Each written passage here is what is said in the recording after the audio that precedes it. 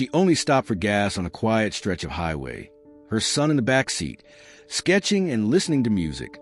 But when a gang of bikers surrounded her car, blocking every way out, the night turned into a trap. No one stepped in. No one called for help. Then out of the darkness, the unmistakable roar of diesel engines filled the air. A line of military Humvees rolled in, soldiers stepping out with calm authority, and one of them knew her son's name.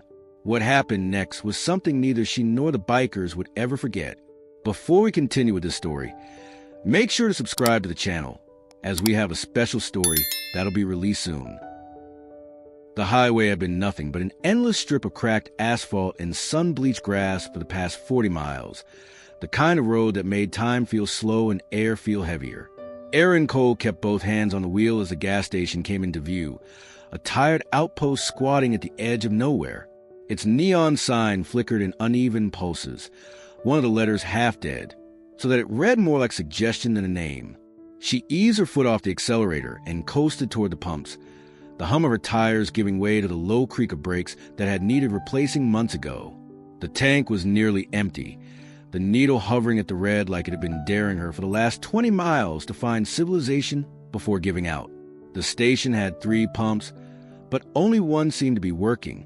The others were wrapped in yellow caution tape, their hoses hanging limp like arms without strength.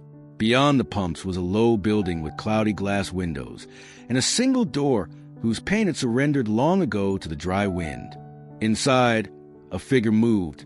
Just one, from what she could tell. A man behind a counter, tall and lean, his head bent over something she couldn't see. She slowed to a crawl and pulled up beside the farthest pump, the one closest to the road. The sun was sliding low, caught between the thin horizon and a layer of dusty clouds, staining the air in copper and rust.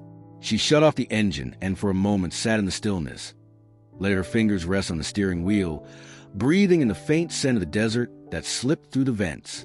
Tyler was in the back seat, knees drawn up, a notebook open on his lap.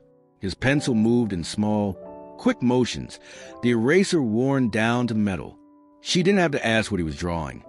It would be another of his endless landscapes, the kind he filled with mountains and strange mechanical birds, details packed into every inch. He had his headphones on, the faint thump of music barely audible in the quiet. She opened her door and stepped out, the evening air cooler than she expected, carrying the faint metallic tang of gasoline. The pump's keypad was cracked, the screen scratched enough to distort the numbers. She slid her card in and waited, her eyes scanning the empty lot. A single street lamp at the far end of the station buzzed and sputtered, throwing a cone of pale light that barely reached the edge of the asphalt. Beyond it, the highway stretched in both directions without a hint of movement. The pump coughed once before it began its slow, steady rhythm, the digital numbers climbing with a kind of lazy disinterest. She leaned against the side of the car, folding her arms, and let her eyes drift toward the setting sun. There was no sound except for the pump's low hum and the occasional rustle of wind pushing dry leaves across the pavement. A semi passed on the highway, its headlights already on, the deep vibration lingering in the air long after it had vanished down the road. Aaron's gaze returned to the store. The man behind the counter had looked up now, his eyes catching hers through the glass. It wasn't a long look, just enough to register her presence, before he turned back to whatever he'd been doing. Tyler shifted in the back seat, the sound of his pencil stopping for a moment. She glanced over and saw him staring out the window, his expression unreadable behind the slight fog of the glass. She smiled faintly and tapped the roof of the car with her knuckles, a little signal they shared to let him know things were fine. He nodded, more to himself than to her, and bent back over his notebook. The pump clicked softly as it passed the halfway mark. She glanced at the price and then back to the road. In the distance, the sky deepened toward blue, the last edge of daylight fighting to hold its place. The neon sign above her continued its stubborn flicker, casting faint washes of red across the hood of the car. It was quiet, the kind of quiet that made small sounds stand out like shouts. Somewhere behind the station, metal clinked against metal, sharp and brief, then nothing again. Aaron's eyes lingered on the dark space between the store and the low chain-link fence that marked the back of the property. The wind shifted, carrying a faint smell of oil and something burnt. She told herself it was nothing. Out here, things rusted, dripped, and rattled without warning. Still, she couldn't shake the feeling that the quiet wasn't quite natural. She placed her hand on the pump handle, watching the numbers tick toward full, waiting for that final click that would tell her it was time to go. Tyler's pencil moved in quick, deliberate strokes, the kind of motion that made the paper beneath his hand soft from the constant press of graphite. He was leaning sideways in the back seat, his knees propped against the door, notebook balanced on his thigh. The faint hum of music pulsed through the cheap foam pads of his headphones, a playlist of songs he'd chosen for the long drive. Quiet tracks with slow rhythms that helped him disappear into the worlds he drew. He didn't notice the length of the shadows stretching across the cracked pavement outside, or how the last of the daylight had shifted from gold to a cooler, more uncertain shade. The scene taking shape on the page was a mix of mountains and impossible machines. Tall, jagged peaks faded into horizon, their slopes crisscrossed by rails and scaffolding that spiraled in ways no engineer would ever build. Between them, great winged contraptions hovered in the air, their bodies like clockwork animals, half organic, half metal. It was a place he could visit without asking for permission, where things made sense in a way real life rarely did. The seatbelt dug into his shoulder, and he adjusted it without looking up. The low thrum of the car's engine still hung in the air, even though it had been turned off minutes ago, the phantom vibration clinging to the metal frame. A warm draft from the cooling vents brushed across his cheek, carrying a faint smell of gasoline from the pump outside. Somewhere in his music, a low bass line kicked in, steady and slow, and he tapped the side of his pencil against his knee to match it. Behind him, past the smudged rear window and the fading reflection of the neon sign, a faint sound began to rise. It wasn't loud at first, just a deep, rolling note beneath the static of the wind. It slipped past the edges of his headphones, blending with the bass in a way that made it hard to notice. He stayed bent over his notebook, tongue pressed lightly to the corner of his mouth as he worked shading into the side of a tower. Outside, the glow of the station lights caught on chrome and polished paint. 6 motorcycles, riding in loose formation, slowed as they approached, their engines pulsing low, uneven waves, each machine adding its own growl to the gathering sound. The lead rider's visor caught the last rays of the sun, flashing once like a signal before they rolled into the lot. Tyler's pencil paused mid-line, not because he'd heard them, but because his eraser had caught on the edge of the page. He flipped the notebook sideways, squinting at the perspective of a bridge he'd been sketching. A moment later, a shadow passed across his drawing, a flicker of movement from the corner of his eye. He shifted slightly, but the window beside him only showed the faint blur of the pump and his mother's silhouette leaning against the car. The motorcycles eased into place somewhere behind him, their formation loose but deliberate. The engines didn't cut immediately. They idled in a staggered rhythm, the sound vibrating to the pavement, up into the tires, and into the frame of the car. Tyler barely noticed. He was trying to fix the angle of a gear joint, erasing the same spot 3 times until it felt right. When the bikes revved, sharper than the rest, the sound bright and jagged against the steady low hum. The vibration reached him then, just enough to make the tip of his pencil bounce slightly on the paper. He frowned at the line it left, drawing his attention up for the first time. Through the gap between the seat and the headrest, he could see part of the rear window and the glint of something metallic moving past. He shifted the notebook onto his lap and leaned forward a little, but his view was cut by the angle of the seat and the glare of the station lights. He hesitated, his hand hovering over his headphones, but the next song began and he let it stay. The bass returned, steady and calming, drowning out whatever had been there a moment ago. His mother's figure outside was still steady, one hand on the pump handle, her head turned toward the store. He settled back into his seat, dragging his pencil across the page again, unaware that the line of motorcycles was now forming a wall between them and the open road. The shadows outside grew longer, stretching toward the car, while the sound of the engines deepened, steady and patient, as if they had no intention of going anywhere soon. The first sound was little more than a low vibration in the air, a deep, steady thrum that rose and fell like the pulse of something alive. Out on the empty stretch of highway, the noise grew clearer, each note carrying the distinct mechanical growl of a tuned Harley engine. It was not a single machine, but several, their separate cadences weaving together into a rhythm that filled the cooling evening air. The sound reached the station in waves, echoing faintly off the cracked asphalt and the dusty walls of the convenience store. Erin glanced toward the road, without moving her head too much, her fingers still curled loosely around the pump handle. At first, she saw only the shimmer of heat still clinging to the pavement, and the wash of dying sunlight across the horizon. Then the shapes appeared, 6 dark silhouettes cresting the rise, headlights cutting through the last bands of orange light. They came in staggered pairs, leather jackets glinting in the flicker of the neon sign as they drew closer. The lead bike was black and chrome, its front wheel casting a long, thin shadow across the road. The rider's helmet was low profile, mirrored visor reflecting the gas station in warped fragments. His hands were steady on the bars, not gripping so much as resting with the comfort of habit. The others followed in his wake, each bike distinct. One with handlebars so tall they seemed to split the sky, another stripped down to its raw frame, the engine exposed and snarling. They didn't take the straight path in. Instead, the lead rider dipped his shoulder and angled the group along the outer edge of the lot, moving slow. The engines kept just above idle, so that each throb of the piston seemed deliberate. They passed behind the pumps, the smell of exhaust and hot metal mixing with the sharper scent of gasoline. Erin kept her gaze on the pump's display, but her peripheral vision tracked them, noting how they weren't heading toward any open pump. The store attendant inside had straightened, his hands no longer busy with whatever task he'd been doing. His reflection in the glass was faint, but still visible, a still figure watching the slow circuit of bikes around the lot. The bikers traced a wide arc, their tires crunching over grit and loose gravel, the hum of their engines layering with the faint buzz of the street lamp overhead. As they circled, the group tightened. The first pass was loose, almost casual, but by the second, their spacing had shrunk. Each bike found its place without any visible signal, forming a crescent that curved toward the exit lane. The lead rider rolled to a stop just past the farthest pump, his head tilting slightly as if to measure the space between Erin's car and the open road.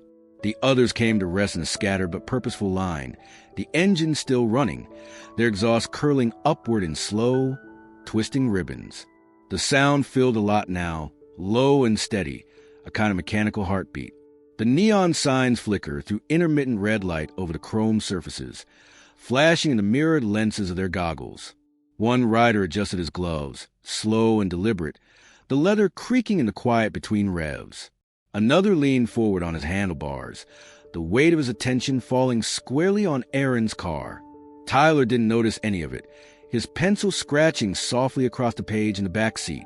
Erin's eyes flicked to the rear-view mirror, catching a glimpse of a wheel rim spinning once before stopping, the spokes catching a shard of fading sunlight.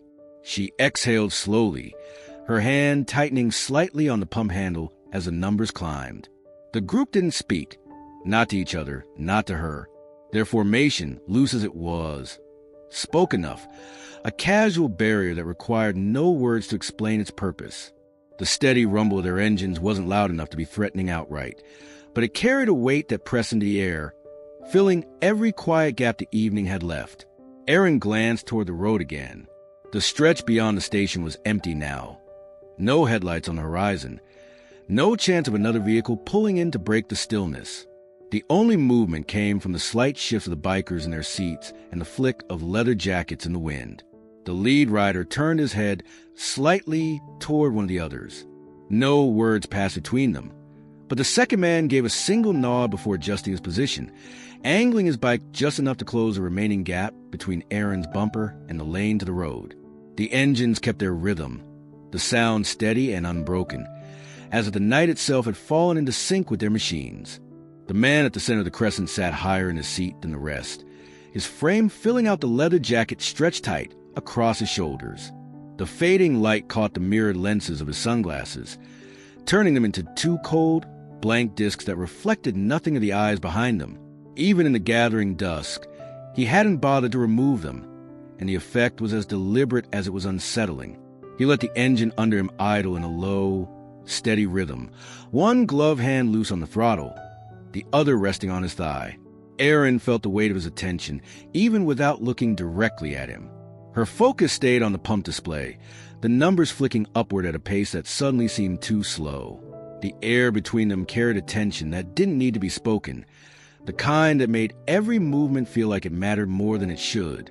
Tyler, still in the back seat, had his head bent over his notebook, pencil tracing lines that curve and cross without any awareness of the shifting shapes outside. The man's chin dipped once, almost imperceptibly, and then tilted toward the side. It was nothing obvious, nothing a passerby would have noticed, but the effect was immediate. The biker to his left revved his engine once, a short, sharp burst that cut to the low thrum of the others, and then eased forward. Another followed suit, rolling just far enough to change the angle of his bike, the movement casual but precise. The pattern was clear. Without a single word, the group began to spread. Engines growled softly as they shifted positions, each rider moving with the slow certainty of someone performing a familiar drill. The crescent widened and then reformed, no longer a loose semicircle but a barrier. One bike edged closer to the store entrance. Another angled itself in front of the narrow lane that led to the road. The last few filled the gaps. Their front wheels pointed outward like a row of silent sentinels. Erin's eyes flicked to the rear-view mirror, and the realization landed with the weight of a stone in her stomach. They weren't just idling anymore. They were building a wall. The space between her and the highway was gone, replaced by the glint of chrome and the shifting shapes of black leather. The pumps, the store, the lot itself, it all felt smaller now, boxed in by the arrangement of engines and steel. The man in mirrored glasses hadn't moved much since that small tilt of his head. He sat steady, his hands still, the subtle curve of his mouth unreadable. The sound of his bike seemed louder than the others, not because it was, but because her attention was fixed on it. Every turn of the pistons was a reminder that he was the center of this arrangement, the one who could change its shape with another small gesture. The gas pump clicked once as it reached the amount she'd set, the sound sharp in the quiet spaces between engines. Erin's hand lingered on the handle a moment longer, unsure if moving too quickly would draw unwanted attention. Her gaze stayed neutral, sweeping the pump, the hood of the car, the ground, anywhere but directly toward the line of men now standing between her and the open road. Inside the store, the attendant's movements had slowed to a stop. His outline stood frozen behind the glass, one hand resting near the counter's edge. He didn't look like he was going to step outside. If anything, he seemed anchored there, eyes following the quiet choreography unfolding on the lot. The man in mirrored glasses lifted his chin just slightly, enough that the light caught the edges of the frames. One of the bikers closest to her door shifted his weight, his boots scraping against the pavement in a slow, deliberate drag. He adjusted his position until the reflection of Erin's car stretched across the curve of his gas tank. No words were spoken. None were needed. The formation was complete now. Not a trap in the sense of a sudden move, but a slow, careful closure, the kind meant to communicate that her options had narrowed without anyone having said aloud. The engines kept their steady pulse, the smell of exhaust and warm oil settling into the cooling air. Beyond them, the road waited in silence, the horizon empty of any headlights that might change the balance. She let out a breath she hadn't realized she'd been holding, the sound lost on the throb of the idling bikes. Tyler shifted in the back, not from awareness, but because he was turning a page in his notebook. She glanced once at the mirrored lenses across from her, but they gave nothing back. No expression, no hint of intention, only the dull glow of the station lights bending across their surface. It was enough to make her wish for the distance they had already taken away.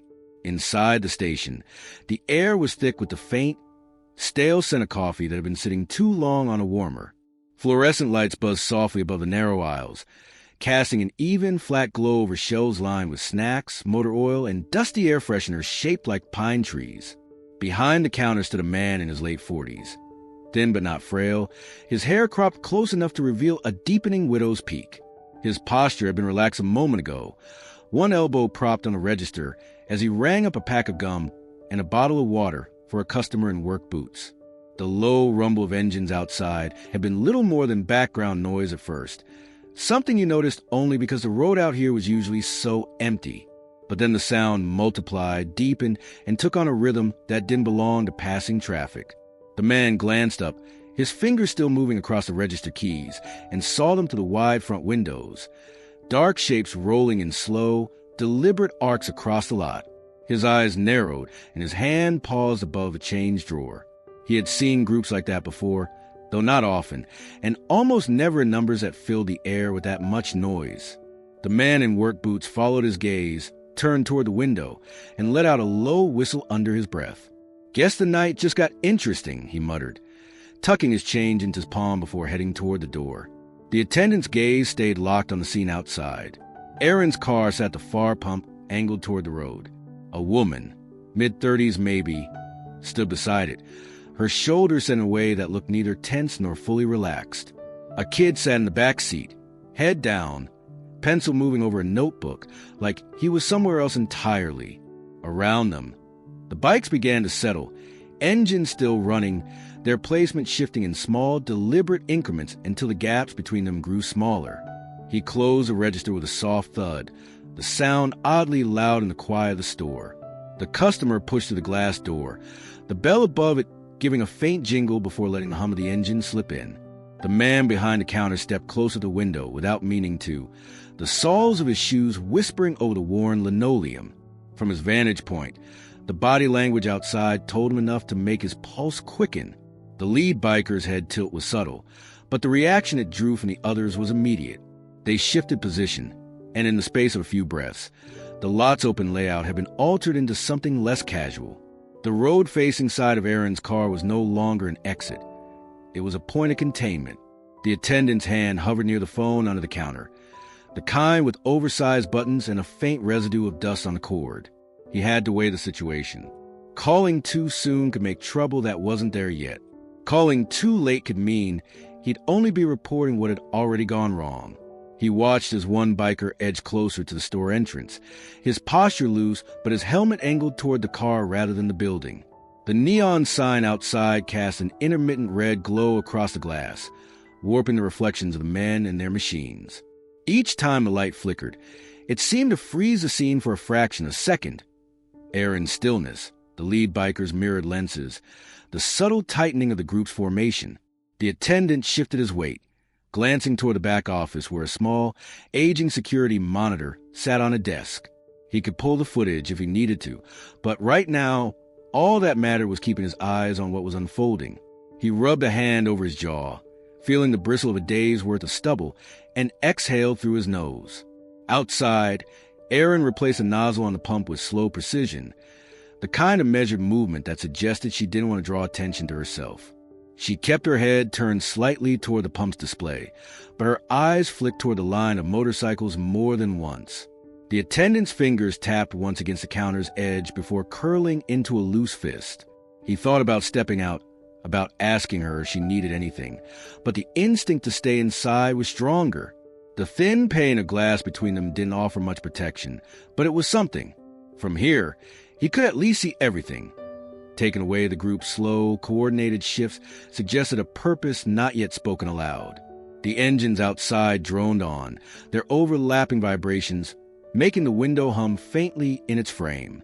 The man behind the counter stood there, eyes tracking every slight adjustment in the riders' positions, knowing without needing to be told that whatever was about to happen, the balance in that lot had already shifted. The crunch of gravel under boots came first, muffled beneath the steady thrum of idling engines. Erin kept her hands on the wheel, her gaze angled toward the pump display as if reading the numbers required her full attention. In her peripheral vision, she caught the movement, a shadow breaking away from the line of motorcycles, crossing the lot with the slow ease of someone who had already decided there was no need to hurry. The man was tall, his frame lean, but knotted with the kind of muscle that looked like it had been earned through work rather than gym hours. His jacket hung open, patches sewn into the leather in irregular clusters, some frayed at the edges, others newly stitched. A silver chain looped from his belt to his pocket, catching the neon light in quick, sharp flashes as he walked. His helmet dangled from one hand, the other tucked casually into the front of his jeans. He came to a stop just shy of her door, leaning slightly so that his head dipped into her line of sight. The smile on his face was thin, all surface, the corners pulled tight in a way that gave nothing warm beneath it.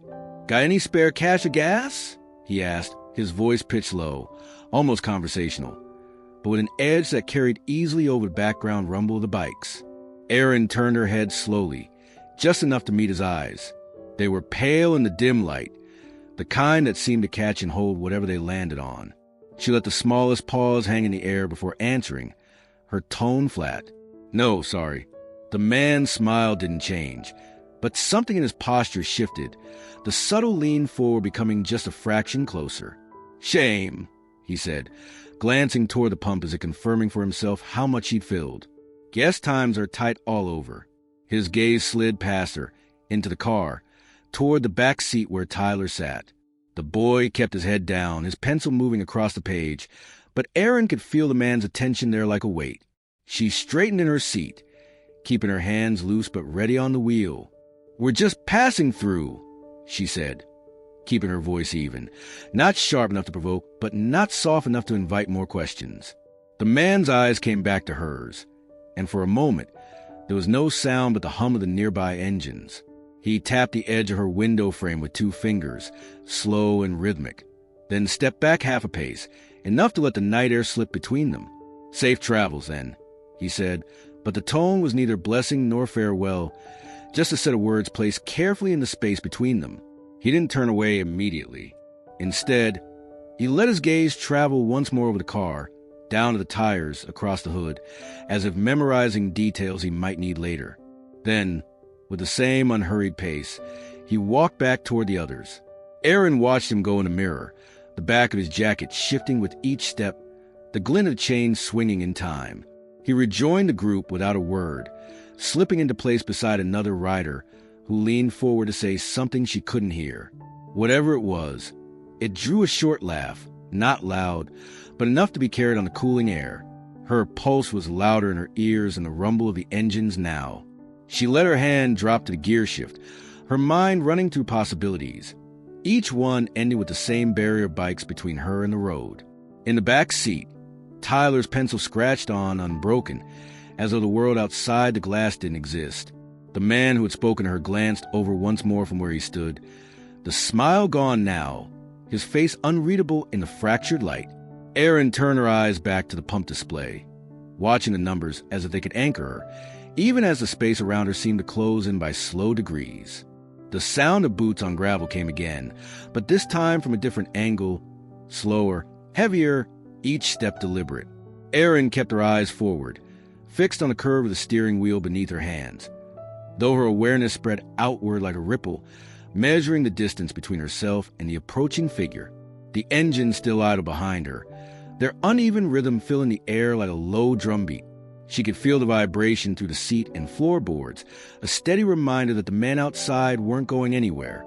He came into view from the corner of her left eye first, tall, broad, with a frame that made the open leather vest over his shirt seem purely ornamental. His helmet hung from one hand, his gloves from the other. Without a word, he closed the last few steps between himself and the front of her car, then set himself against the hood, as if it were his own place to rest. The car dipped slightly under his weight, the faint groan of the suspension reaching her ears. He didn't look at her immediately. Instead, his eyes drifted over the lot, past the station lights, toward the empty stretch of road that lay beyond the line of motorcycles. Then, slowly, his attention came back to the car, not her, not Tyler in the back, but the machine itself. He lifted one hand and let his finger rest on the paint just above the headlight. From there, it moved in an unhurried line, following the contour of the hood toward the center, the nail catching faintly on specks of dust and grit. It wasn't the motion of someone appreciating the shape or the color. It was a test, a question asked without words. What happens if I do this? Erin's grip on the wheel tightened, though she willed her shoulders not to stiffen. Her first instinct was to speak, to tell him to get off, but she swallowed the urge. She could feel the weight of the moment, the way a single sentence might shift the balance between keeping this contained and giving it somewhere dangerous to go. The man's finger traced another slow path, this time in a small circle, as if marking a claim on the metal. His eyes flicked toward her for a fraction of a second, gauging, then back down to his hand. The corner of his mouth lifted just slightly, not a smile so much as a shadow one, and then the fingertip slid toward the windshield, through the glass, She could see the faint smear it left, a line of moisture from the cooling air where his skin had touched. Tyler had paused in his drawing now, his head angled to the side, eyes moving from the paper to the man outside. Erin caught the shift in his posture in the mirror and gave a small, almost imperceptible shake of her head. Not now. Don't react. The biker leaned a little more of his weight onto the hood, the leather of his vest creasing across his back. His boots scraped lightly against the pavement as he adjusted his stance, a sound that seemed loud in the absence of any real conversation. Behind him, the rest of the group stayed in place, a loose wall of steel and chrome under a flickering neon light. His fingertip left the hood at last, though not because he decided to stop. Instead, he curled his hand into a loose fist, knuckles brushing the metal once before he pushed himself upright. The gesture felt like a statement, not finished, just pausing. He stood there for a moment longer, looking down at the car, then tilted his head toward the rider nearest the driver's side door. Something passed between them in that glance, brief and silent. Erin exhaled slowly through her nose, forcing her gaze to remain neutral. Every instinct told her the touch on the hood had been less about the car and more about her, an unspoken measure of how close they could come before she pushed back. And now, she knew they had their answer. Tyler had been shading the curve of a mountainside in his sketch, the strokes short and controlled, when something in the rhythm of the world outside began to press through the music in his headphones. It wasn't any one sound that broke through. Not the thump of the bass in his playlist, not the occasional flicker of static from the cheap wiring, but the sense that the air had changed. Even with the volume low, the undertone of engines and the faint crunch of boots on gravel found their way in, flattening the comfortable background hum into something sharper. He paused, pencil hovering above the page, and tilted his head slightly. The engines weren't moving away like traffic normally did. They stayed low and steady, like a storm just waiting offshore. He glanced toward the edge of his sketch, at a line he'd been about to erase, but his attention drifted instead to the blurred shapes through the side window. The neon sign's flicker made the reflections jump, warping the outline so that they seemed to shift between frames of light. The pencil rolled out his fingers onto the seat. Slowly, without the jerky rush that might draw attention, he reached up and slid the headphones off his ears, letting them rest around his neck. The music faded into a tinny echo against his collarbone. In its place came the real sound of the lot, the low, pulsing growl of the motorcycles, uneven in pitch but synchronized in presence, the scrape of a boot sole dragging against the pavement, a faint tap-tap of something, a finger, a ring, against metal. He sat still, absorbing it. From where he was, the seat back blocked most of his view of the lot, but he could see enough in the side mirror to catch the movement of one rider leaning against the car's hood. Another figure stood near his mother's window, just outside her peripheral line of sight. The closeness of their bodies to the car made something inside his chest tighten in a way he couldn't quite name, but understood anyway. Without looking directly at the doors, he shifted his hand down to the armrest and felt for the small latch of the manual lock.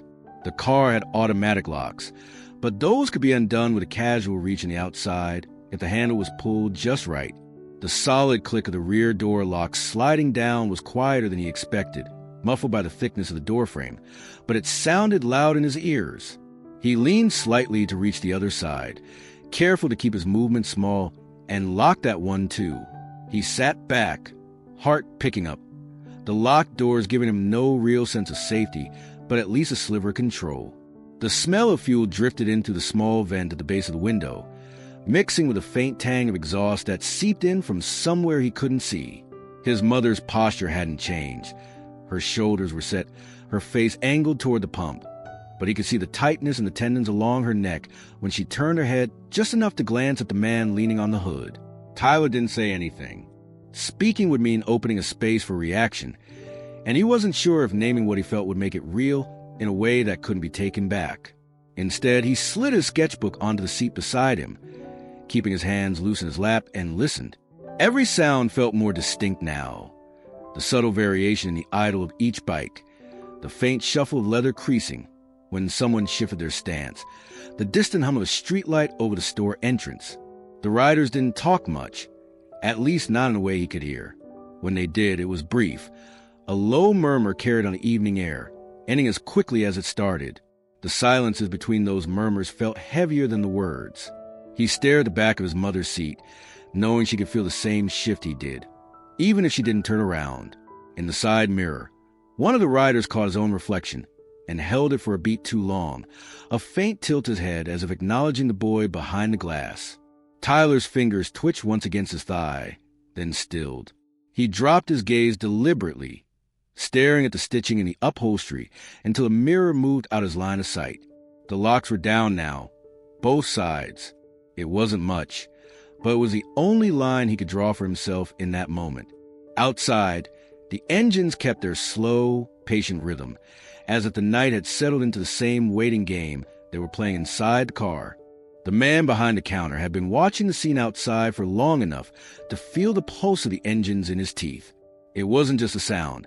It was the way the air inside the store seemed to vibrate faintly with every synchronized throb of the bikes idling. He kept his hands on the counter, fingers spread, the register's soft glow reflecting off his knuckles. From his angle, he could see most of the lot. The woman at the pump, the boy in the back seat, the semicircle of bikes hemming them in. It had started as a slow, deliberate drift into place, but now the formation was set, purposeful. He'd seen riders hang around before, but this wasn't loitering. This was something else. The phone sat tucked under the edge of the counter, heavy and beige, the coil cord looped messily in its cradle. He could reach it without being obvious if he moved slowly. His eyes stayed on the glass as he slid one hand down toward his thigh, his fingertips brushing the cool plastic of the receiver. The thought of dialing was immediate, but so was the calculation. Who would he call? The sheriff's office was 20 minutes away, maybe more. Even if the patrol car was close, the arrival of flashing lights might light a fuse rather than diffuse the moment. He hesitated, thumb pressing lightly against the ridge of the phone's base. Outside, one of the bikers shifted his weight and turned his head toward the store. It was a small movement, but it cut through the background like a drop pin in a silent room. The rider's visor caught the light just enough to flash, then held still, facing the glass directly. The attendant's fingers froze where they were. It wasn't that the man outside could see exactly what he was doing, but something in that steady, unblinking angle said he didn't need to. It was a look of someone who could read a room without stepping inside. The attendant pulled his hand back slowly, setting it on top of the counter again, as if he'd only been adjusting his stance. He leaned slightly to one side, pretending to check the small rack of cigarette cartons behind him, though his eyes stayed fixed on the lot. The woman by the pump was still holding herself steady, her movements careful and contained. The boy in the back seat was no longer lost in his notebook.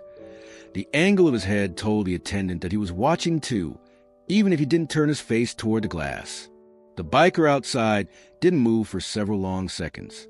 Then, as if satisfied, he shifted back to his previous position, the mirrored visor breaking its line with the store. The attendant exhaled through his nose, slow and quiet, before glancing toward the corner of the counter where a second phone, the one for calling the store's owner, sat under a stack of receipt pads. That call would be faster, but it wouldn't bring any immediate help.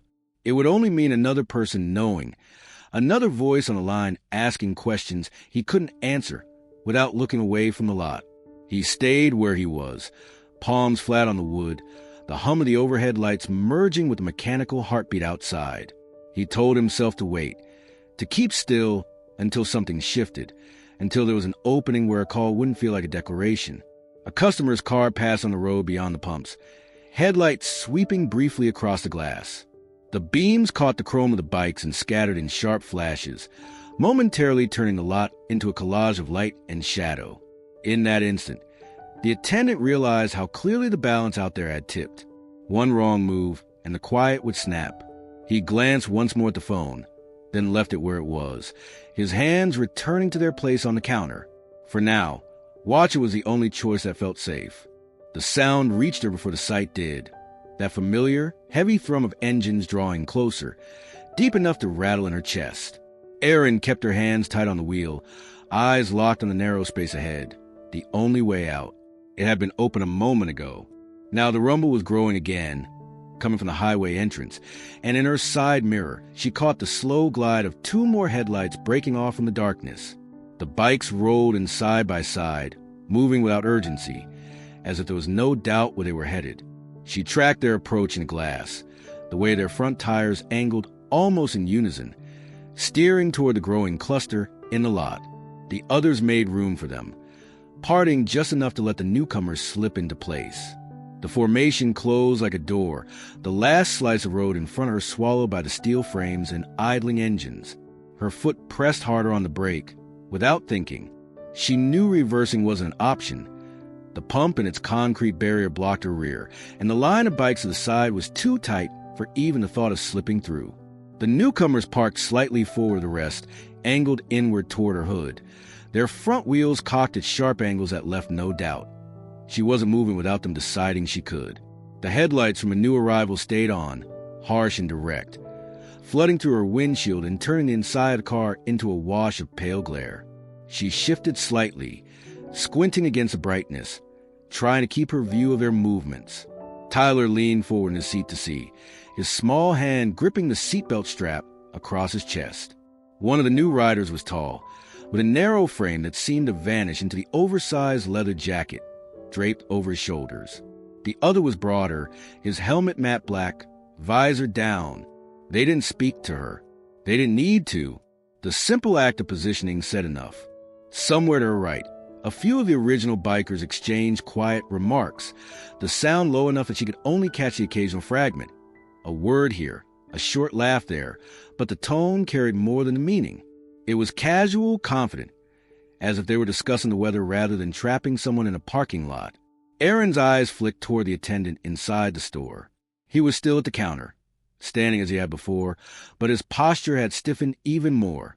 He was no longer pretending to adjust merchandise or shuffle papers. His gaze was fixed directly on the scene outside, his face pale in the wash of fluorescent light. Their eyes met for the briefest moment before his darted away, scanning the lot as though counting the bikes one by one. The engines never cut off. That constant low growl filled every gap in the air, making the silence between movements feel heavier. The smell of exhaust drifted in through the vents, sharp enough to sting her nose. The riders didn't approach just yet. They stayed in place, letting the moment settle in. It was a slow tightening, not a rush, like pulling a rope through a knot until the slack was gone. Tyler sat back again, his knees pulling up slightly, the pencil still clutched in his hand from when he'd been sketching. Aaron glanced at him in the mirror, reading the shift in his expression, the confusion giving way to understanding that this wasn't an ordinary stop. She kept her voice steady when she told him to stay buckled, but the words came out quieter than she intended. The newcomers exchanged a glance, a small tilt of their helmets toward each other, before one kicked to stand down and dismounted. The movement was slow, deliberate, the creak of leather faint but distinct over the engine noise. He rested a hand on the top of his seat, looking toward her car as if considering his next step. The other stayed astride his bike, fingers tapping idly on the handlebar, visor still angled in her direction. It was clear now that they weren't just passing through. The circle was complete, and she was at its center.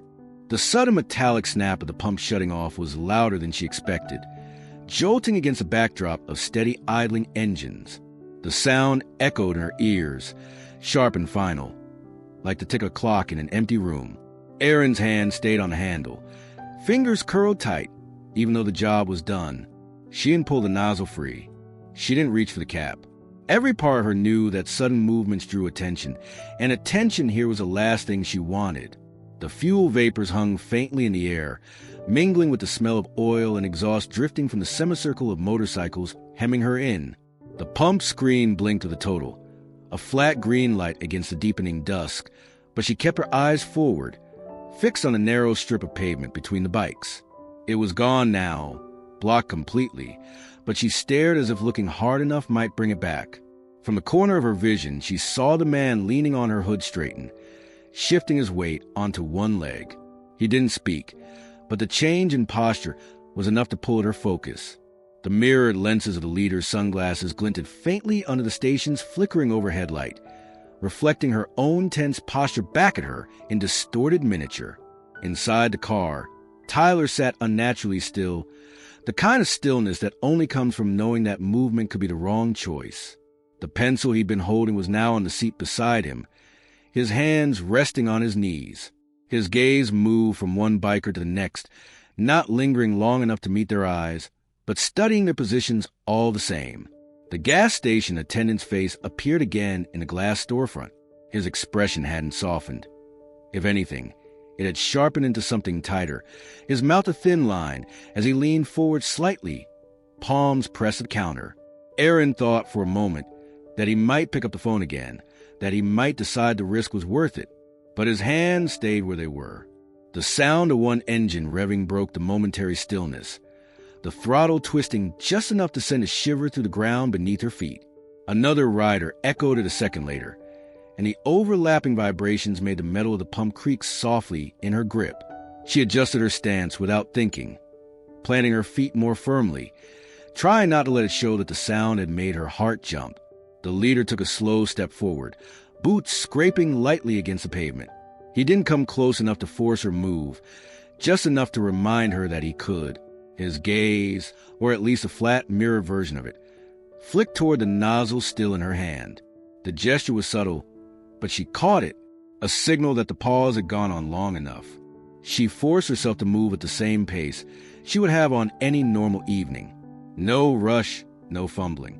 The nozzle slid free of the tank with a soft hiss, the smell of gasoline sharp as she replaced the cap and twisted it until it clicked.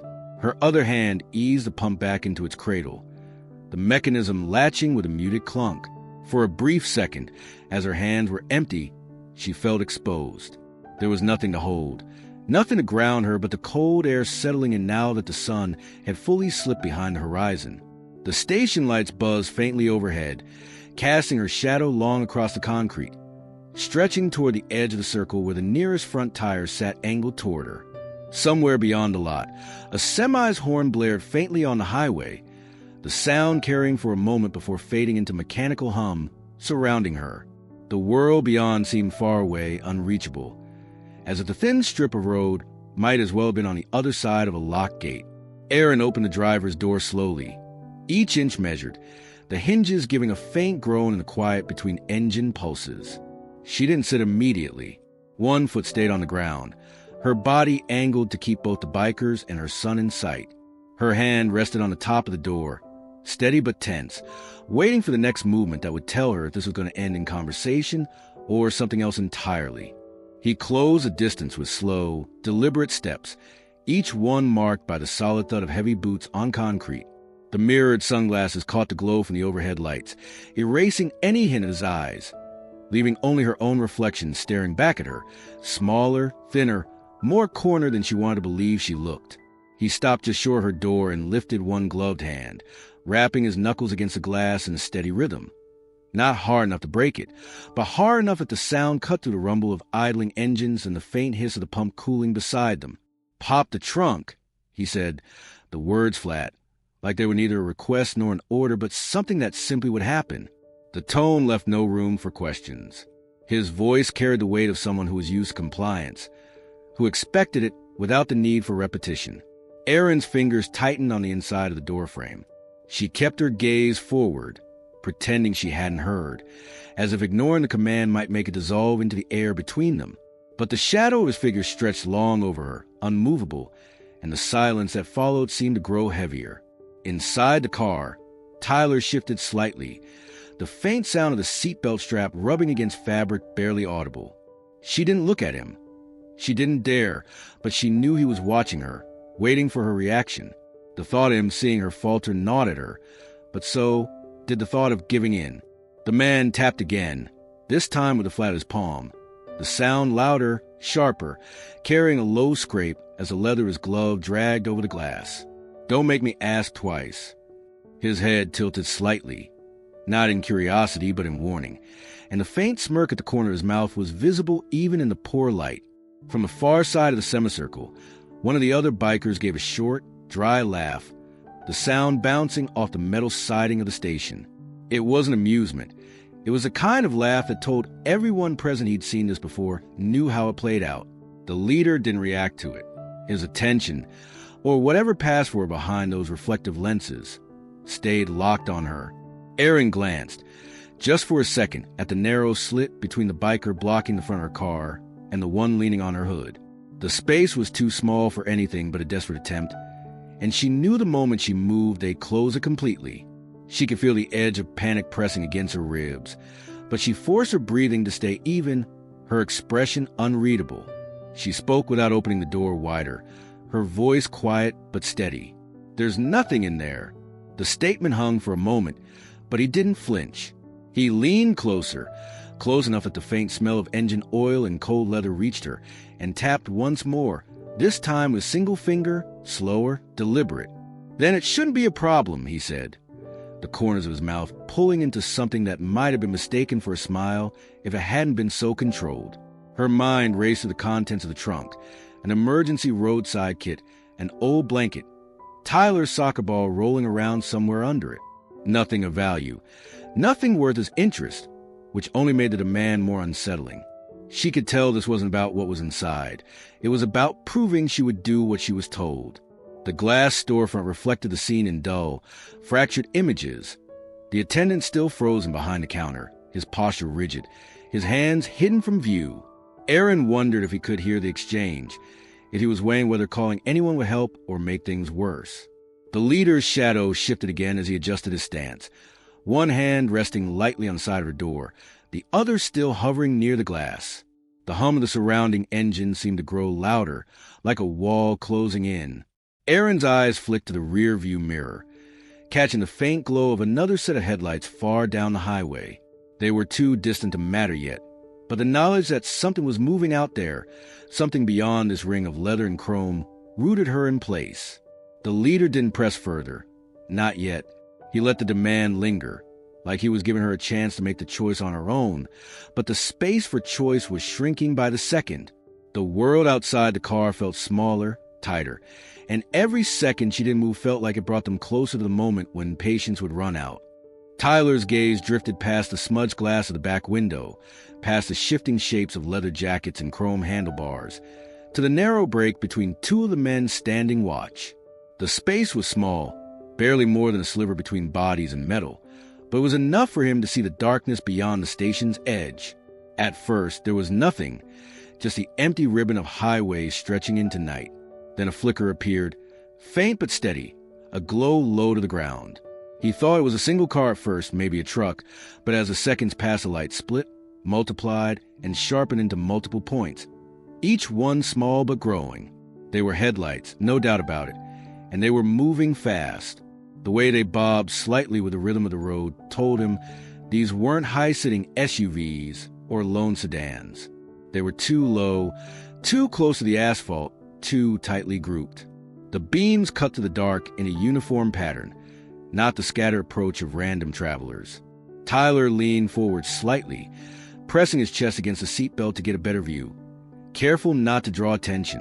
One of the bikers nearest the gap shifted his stance, momentarily blocking Tyler's line of sight. Tyler froze, eyes dropping to his sketchbook still open on his lap, pretending to focus on the half-finished drawing of a tree. The biker's weight shifted again and the gap reopened. The lights were brighter now, no longer pinpricks but solid, steady beams. They were close enough that he could see the faint shimmer of heat in the air between them and the ground, the way the brightness lit up the edges of the road and spilled into the dust on either side. He glanced toward his mother in the front seat. Erin's posture was rigid, her hands gripping the steering wheel now instead of the pump handle, eyes fixed ahead of the man in mirrored sunglasses still planted at her window. She hadn't seen the lights yet. Tyler thought about telling her, but something in his gut told him to keep quiet, at least for now. The way the biker stood, all angles and block paths, made the air feel heavy. Drawing attention to himself seemed like a bad idea. The headlights were close enough now that he could make out their arrangement, not random, not scattered, but aligned in tight rows, 3 and 3, like they belonged together. The sound followed soon after, a deep, rolling hum that grew into a steady, mechanical growl. It wasn't the uneven rumble of motorcycle engines, nor the airy hiss of car tires. This was lower, more deliberate, the kind of sound that carried weight with it. One of the bikers noticed, his head turning toward the road. The man's expression changed, not panic, but something Tyler couldn't name, a flicker of uncertainty that passed across his face before settling back into the guarded mask he'd worn since arriving. He didn't move from his position, but his hand dropped to rest on the handlebar of his bike, fingers curling loosely around the grip. The lights were close enough now that they reflected in the metal of the gas pumps, throwing pale streaks of white across Aaron's side mirror. Tyler's heart thudded in his chest. He didn't know who was coming, but something about the way the headlights held their formation made him think they weren't just passing through. Whoever they were heading straight for the station. Dust swirled at the edge of the lot as the sound deepened, filling the space between the bikers' idling engines and the hum of the fluorescent lights overhead. Tyler sat back slowly, letting the seatbelt press into his shoulder, his eyes locked on the narrow opening. The beams of light were now blinding in the gap, their glow spreading across the pavement like a tide pushing in. The bikers were beginning to notice in unison, subtle glances exchanged between them, boots shifting, shoulders tightening. No one spoke. Tyler's pulse picked up. Whatever was out there was almost here, and the air around the station felt like it was holding its breath, waiting for the first shape to emerge from the dark. The sound rose on the horizon like a slow-moving wall, deep and resonant enough to rattle the glass in the station's windows. It wasn't the unpredictable snarl of motorcycles or the quick hum of passing traffic. This was heavier, measured, every beat of the engines locked together in unison. Erin felt it through the soles of her shoes before she fully registered in her ears, a low vibration that seemed to pulse through the concrete beneath her feet. She glanced in the side mirror, catching a faint spill of light edging closer, but the view was blocked almost immediately by the shoulder of one of the bikers. The men around her had noticed. The shift in their posture was subtle at first. A turn of the head here, the way one straightened slightly, another stepping away from his bike to see farther down the road.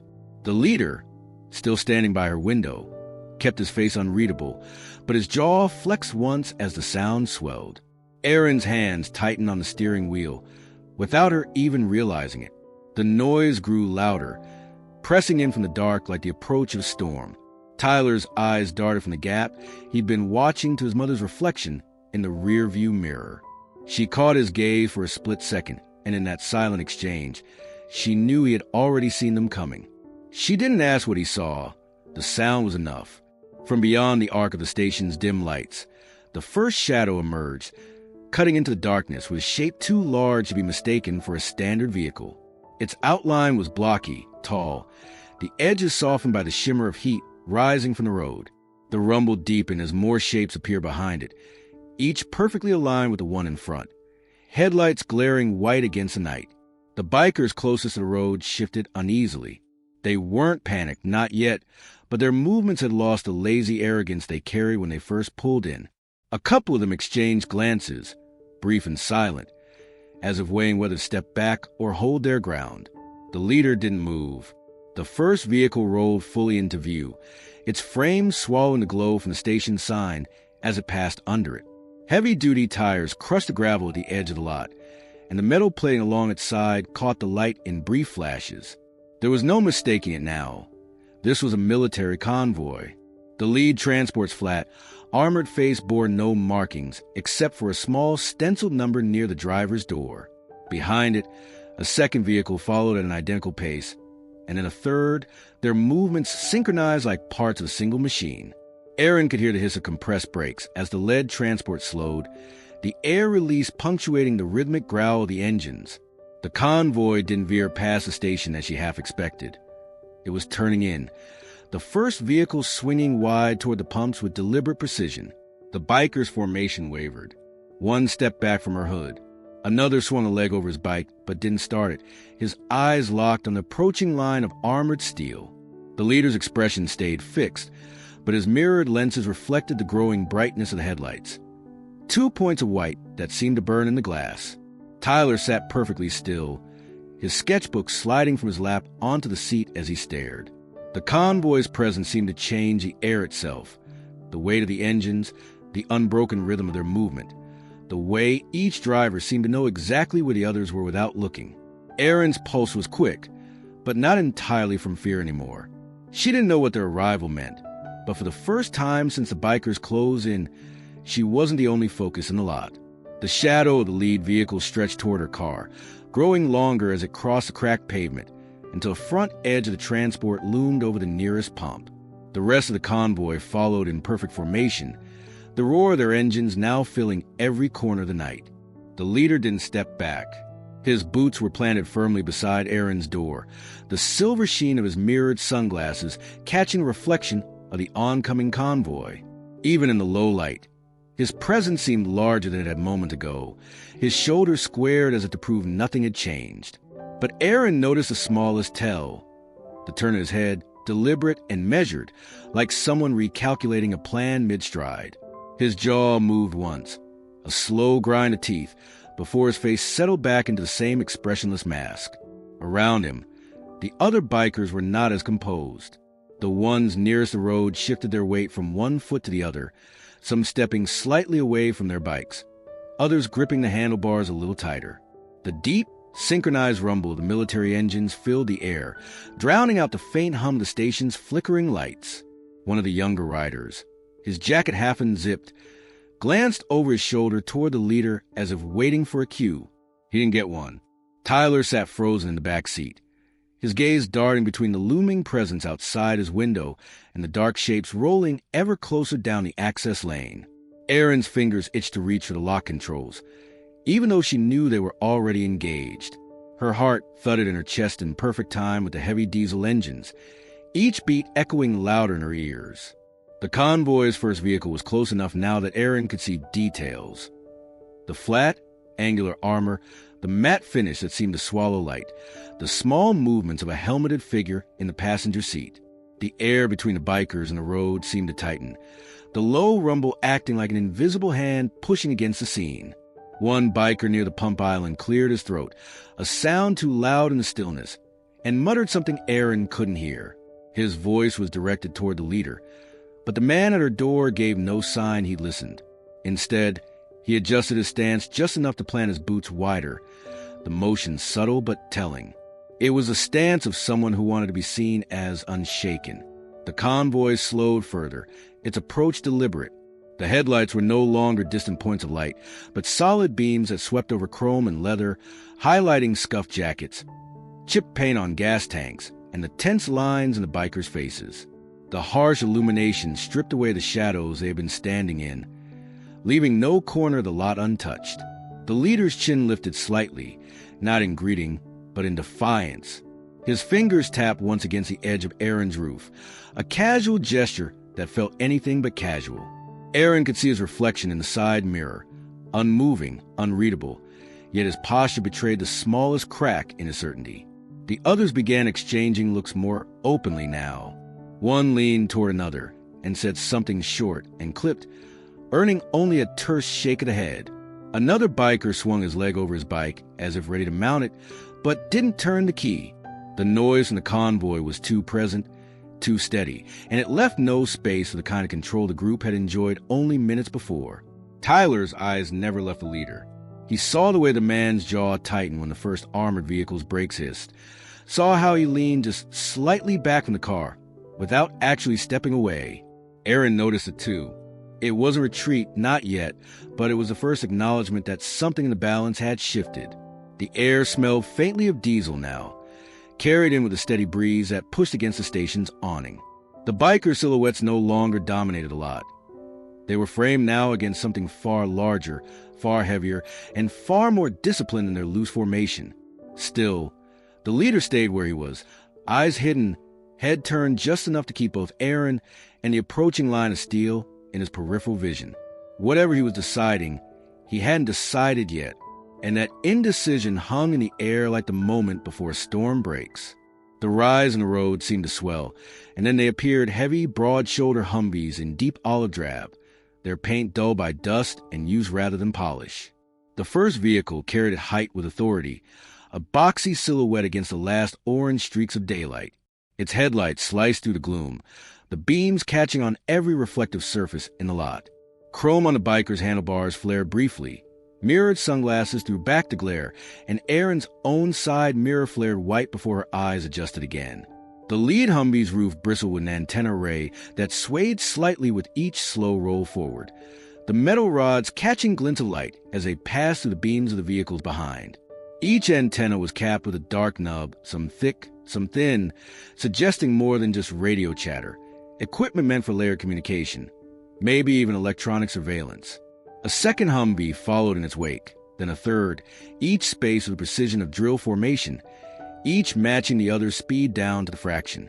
Tyler leaned toward the glass, his face illuminated by the wash of light from a convoy. His eyes tracked the movement with a kind of hell-breath fascination, his sketchbook forgotten on his lap. Erin didn't need to look in the rear-view mirror to know he was staring. She could feel the focus radiating from the back seat. The bikers could feel it too. The sudden order, the deliberate spacing, and the sheer mass of metal rolling toward them pressed against the scene, like a weight no one had asked for, but everyone now had to bear. The leader's head turned fractionally as the first Humvee descended the slope. The mirrored lenses on his face reflected nothing but headlights now, making it impossible to read his eyes. The steady throb of motorcycle engines sounded thin next to the layered diesel growl of the incoming vehicles. It was not just noise, it was rhythm, the deep mechanical pulse of something designed for endurance, for movement under conditions that would strand ordinary drivers. The gas station's canopy buzzed above, the neon open sign in the window flickering erratically as though the electrical current itself was uneasy. The station attendant, still half hidden behind the counter, had stopped pretending to ring up the customer inside. His gaze was fixed out the window, eyes darting between Erin's trapped sedan and the slow, measured advance of the convoy. The Humvee at the front reached the edge of the lot, slowing even further. Its front tires rolled over the painted curb without hesitation, the suspension dipping and rising again with a muted hiss. In the high passenger seat, a soldier in desert camouflage fatigues turned his head to scan the line of motorcycles. His helmet visor was up, and his eyes moved in a slow sweep, not hurried, not aggressive, but alert. The second soldier in the back manned a mounted fixture, his hands resting lightly on the grips, eyes forward. Behind them, the rest of the convoy stretched down the road, headlights evenly spaced, their olive-drab bodies absorbing the last light of day. The dusk had deepened enough that the reflective tape along the vehicle's edges caught the beams from the trucks behind them, sending quick flashes across their armored flanks. The bikers were shifting now. A boot scraped against the pavement as one stepped back toward his bike. Another adjusted his gloves, his gaze flicking between the lead Humvee and the man at Erin's window. The sound of the convoy didn't lessen.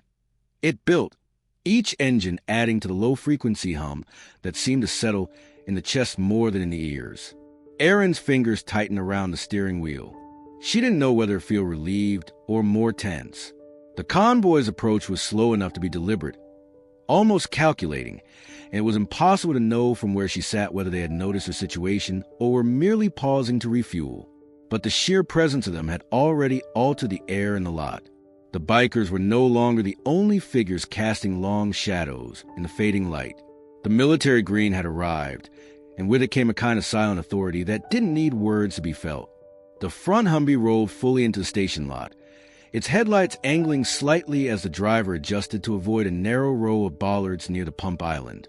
The motion brought the passenger side door into clear view, and with it, a detail that caught Erin's attention even in the chaos of her thoughts. On the right arm of the soldier in the passenger seat was an American flag patch, not the bright red, white, and blue she remembered from her son's school events or parades, but a subdued version. The stripes were shades of sand and brown, the stars muted into a pale tan field, every color chosen to disappear into desert terrain. The patch was worn, its stitching slightly frayed along one edge as though it had been through more than a few washes in harsh conditions. The fabric caught the light from the overhead canopy for just a moment before the soldier shifted, the angle changing and turning it back into shadow. It was small, almost an afterthought on his uniform, yet it radiated something more significant than a mere decoration. Erin couldn't help staring, her eyes drawn not just to the flag itself, but to the way it seemed to anchor the man's presence, a quiet statement of where he had been, what he had carried, and why he might still be here. Tyler noticed it too. From the back seat, he leaned forward, his small hands gripping the headrest in front of him. He whispered something Erin couldn't quite make out, but his gaze was locked on the patch, his earlier fear momentarily replaced by curiosity. The soldier didn't look at them directly. His head was still scanning, his eyes moving methodically from one biker to the next. The muted flag was not the only thing subdued about him. His entire uniform seemed built to blend, desert camouflage pattern in a palette of faded sand and stone, pockets placed with exacting utility. Seams reinforced in a way that spoke of durability rather than comfort. Even his gloves were matte, a dusty beige that showed faint marks of oil and grit. Every choice was deliberate, every feature functional. It was the opposite of the biker's leather and chrome, where shine and display were part of the statement. The bikers had noticed him now. The man in mirrored sunglasses flicked his eyes toward the patch just once before returning his gaze to Aaron, as if acknowledging the presence of something he'd rather not address directly. A few of his men shifted on their feet, their earlier postures loosening just slightly, as though the silent arrival of that stitched flag carried an authority they were reluctant to challenge outright. The soldier's arm moved as he adjusted his position in the seat, the flag sliding in and out of the light, like a signal sent only to those who knew how to read it. It wasn't waving in the wind. It wasn't on a pole. It was simply there, a part of him, not meant for spectacle. Aaron felt an odd comfort in that. It made him seem less like a stranger and more like someone who had already chosen, long before this evening, to stand between danger and the people who couldn't face it alone. The second Humvee eased forward behind the first, pulling in close enough that the space between them left no easy room for escape. Its passenger wore the same patch, the same muted colors, and his head turned just enough for Aaron to catch a glimpse of a dark beard under his helmet strap. There was no conversation between the two vehicles, no visible signals, but their movements were aligned, their timing so precise that they seemed guided by an unspoken agreement. Under the canopy's the world had narrowed to a still frame of contrasts. Leather against camouflage, chrome against matte steel, noise against a heavy quiet that came from people trained to watch before they act. Erin's grip on the steering wheel eased just a fraction, her heartbeat no slower but steadier, as if the sight of that muted flag patch had given her something solid to hold on to in the uncertainty. Somewhere behind the glass of the station store, the attendant exhaled for the first time in minutes, his shoulders lowering a fraction as his eyes moved from the bikers to the soldiers. The situation hadn't resolved, not yet, but the balance in the lot had shifted, and it had done so the moment that desert-colored flag came into view. The lead Humvee didn't slow as it approached the entrance to the lot. Its tires rolled over the cracked asphalt with a heavy, deliberate weight, suspension shifting just slightly with a change in surface. The turn was wide, controlled, and utterly without hesitation, as though the driver had already assessed the space before they reached it. Behind it, 3 more followed in tight formation, their movements so synchronized that they looked less like individual vehicles and more like linked parts of a single machine. The combined effect was immediate. The station's small lot, moment ago dominated by the gleam of chrome and the low stance of motorcycles, was now filled with olive-drab steel and angular bulk that dwarfed everything else in sight. The Humvees rolled forward until they occupied nearly every available patch of open pavement. Their size forced the bikers to shift, small adjustments in stance and placement that betrayed the sudden pressure closing in around them. The first vehicle angled slightly toward the pumps where Aaron's car sat, the second stopping just far enough behind to block any potential exit toward the highway. The third and fourth settled along the edge of the lot, their presence sealing the perimeter in a way that no one could mistake for coincidence. Inside the cab of the front Humvee, the passenger's head turned slowly, scanning from one side of the lot to the other. His movements were unhurried but thorough, the kind of deliberate observation that ignored the false bravado in the biker's postures. The driver's gloved hands never left the wheel, though the engine's steady idle carried the same unspoken readiness as the soldiers themselves. For Aaron, the shift in scale was almost disorienting. A moment ago, the motorcycles had seemed larger than life, loud, looming, and close enough to feel their presence in the air. Now, next to the squared edges and towering height of the Humvees, they looked suddenly small, like pieces from a different game entirely. Tyler sat forward in his seat, eyes wide, tracking each vehicle as it found its place. His pencil rolled to the floor, forgotten. The bikers didn't move away from the car. Not yet.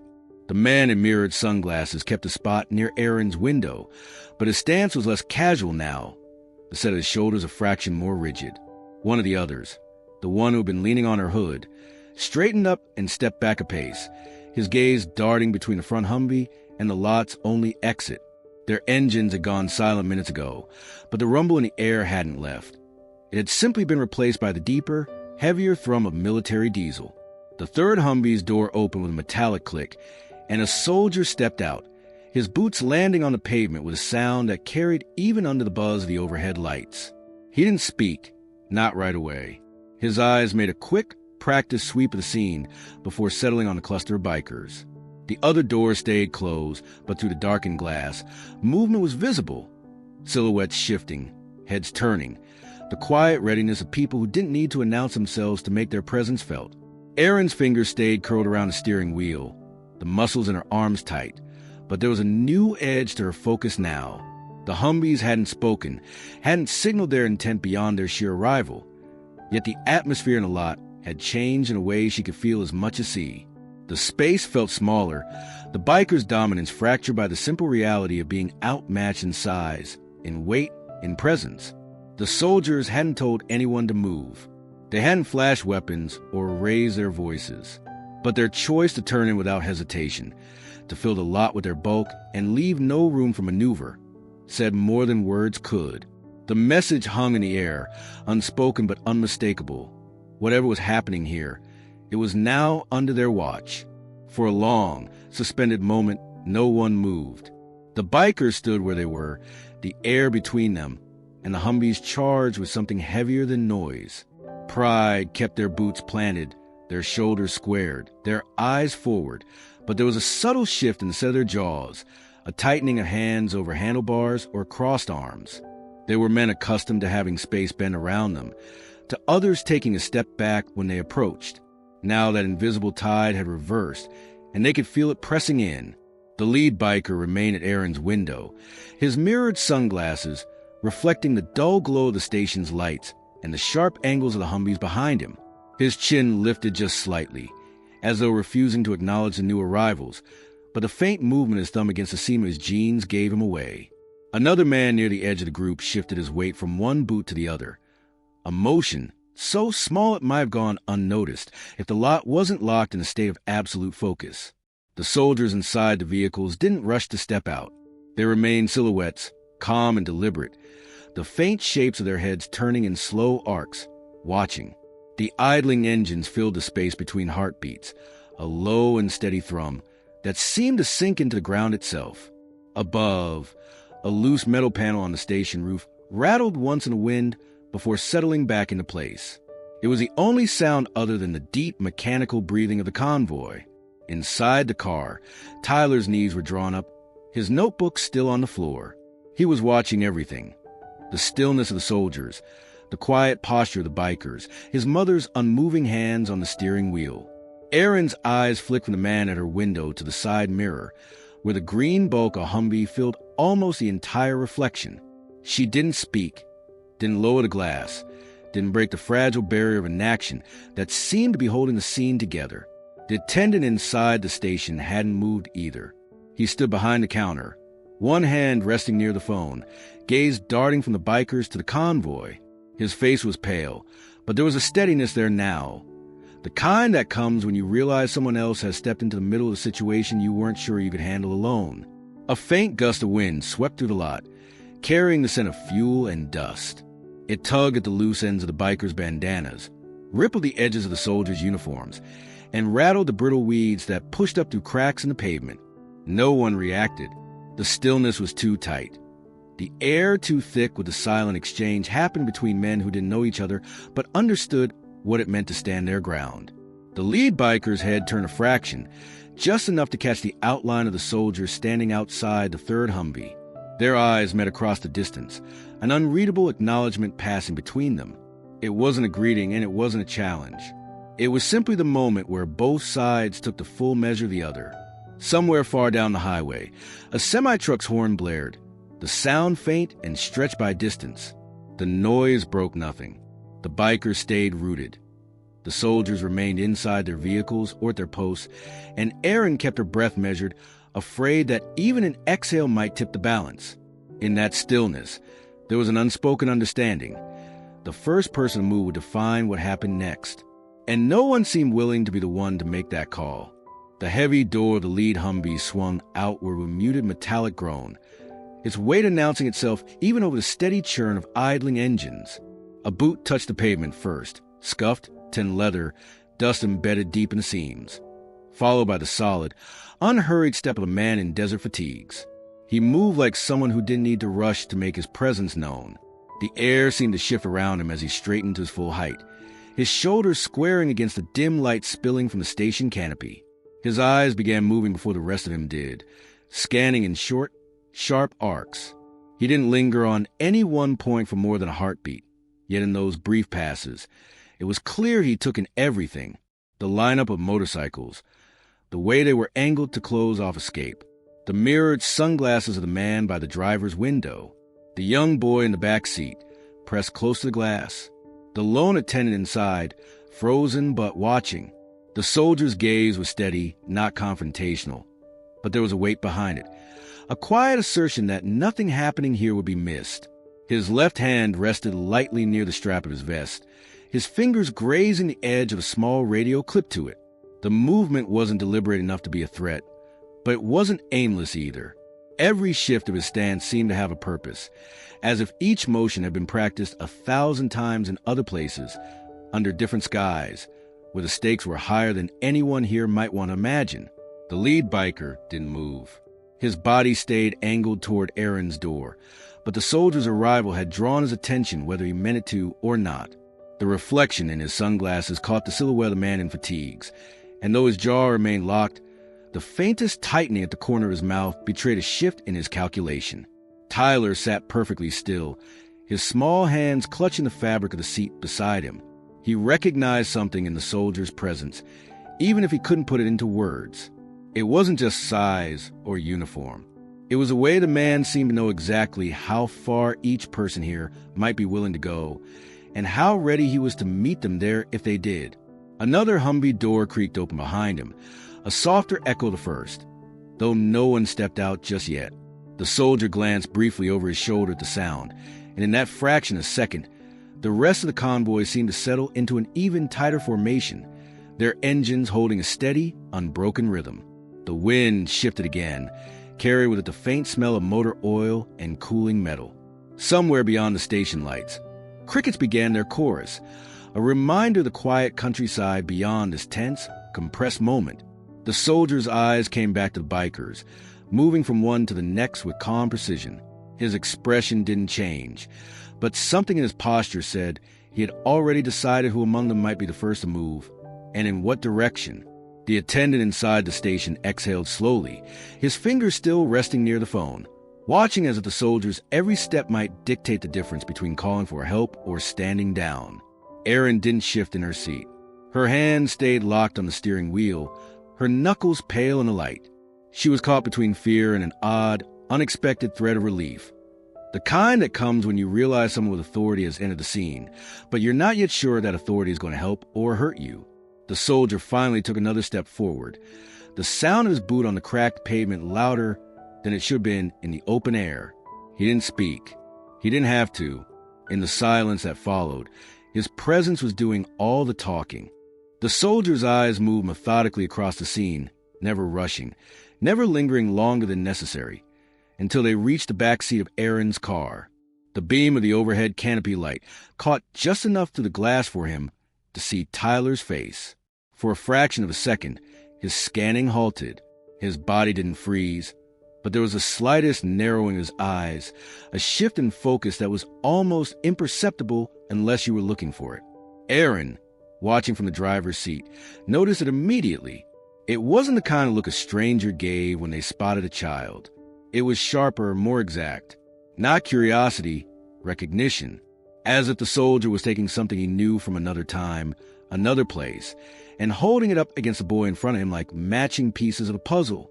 His mouth didn't open, and his expression didn't soften into a smile, but Aaron saw the subtle tension in his jaw ease by the smallest degree. Tyler, oblivious of the reason, met the soldier's eyes through the glass. The boy didn't flinch or look away. His head tilted slightly, a natural, questioning gesture, as if trying to place the man who seemed suddenly more interested in him than in the bikers surrounding them. Erin felt a quickening in her chest.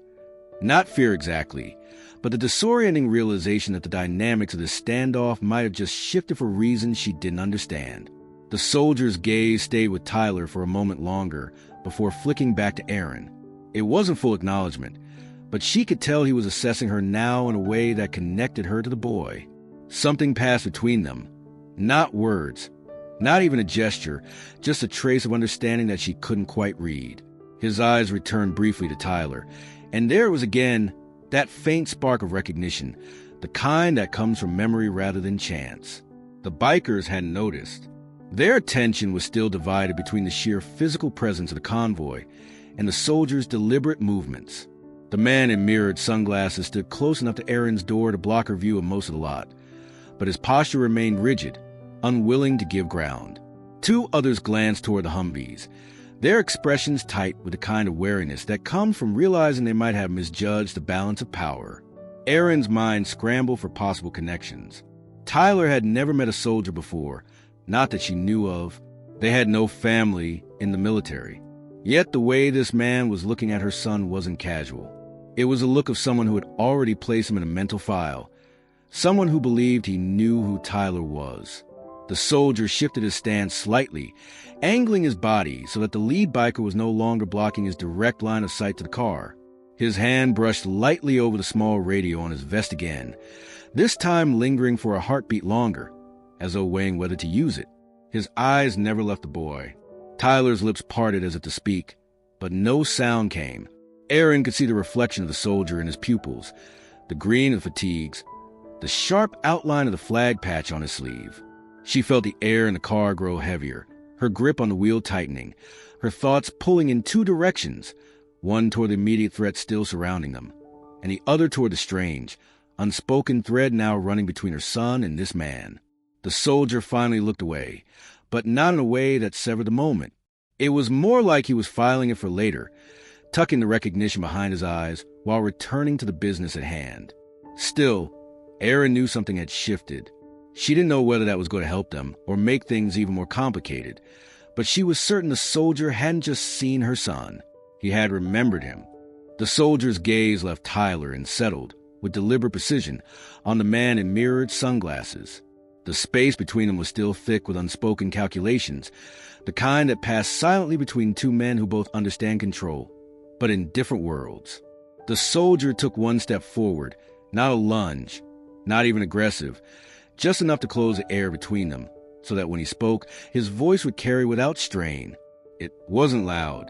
It didn't need to be. The words came low, even and steady, each syllable measured with a weight that seemed to press into the pavement. Clear the lane now. There was no edge of anger, no attempt to provoke.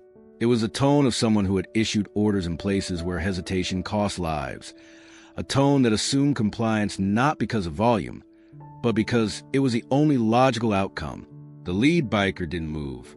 His chin lifted a fraction, the mirrored lenses catching the sharp, white glare of the canopy lights. He didn't speak either, but Aaron could see the small shift in his stance, a half-inch change in where his boots were planted, the faint flex of his fingers at his sides. Around him, the others exchanged glances, subtle flickers of uncertainty behind practiced indifference. The soldier didn't fill the silence. He let it stretch, as though confident the weight of it would do the work for him.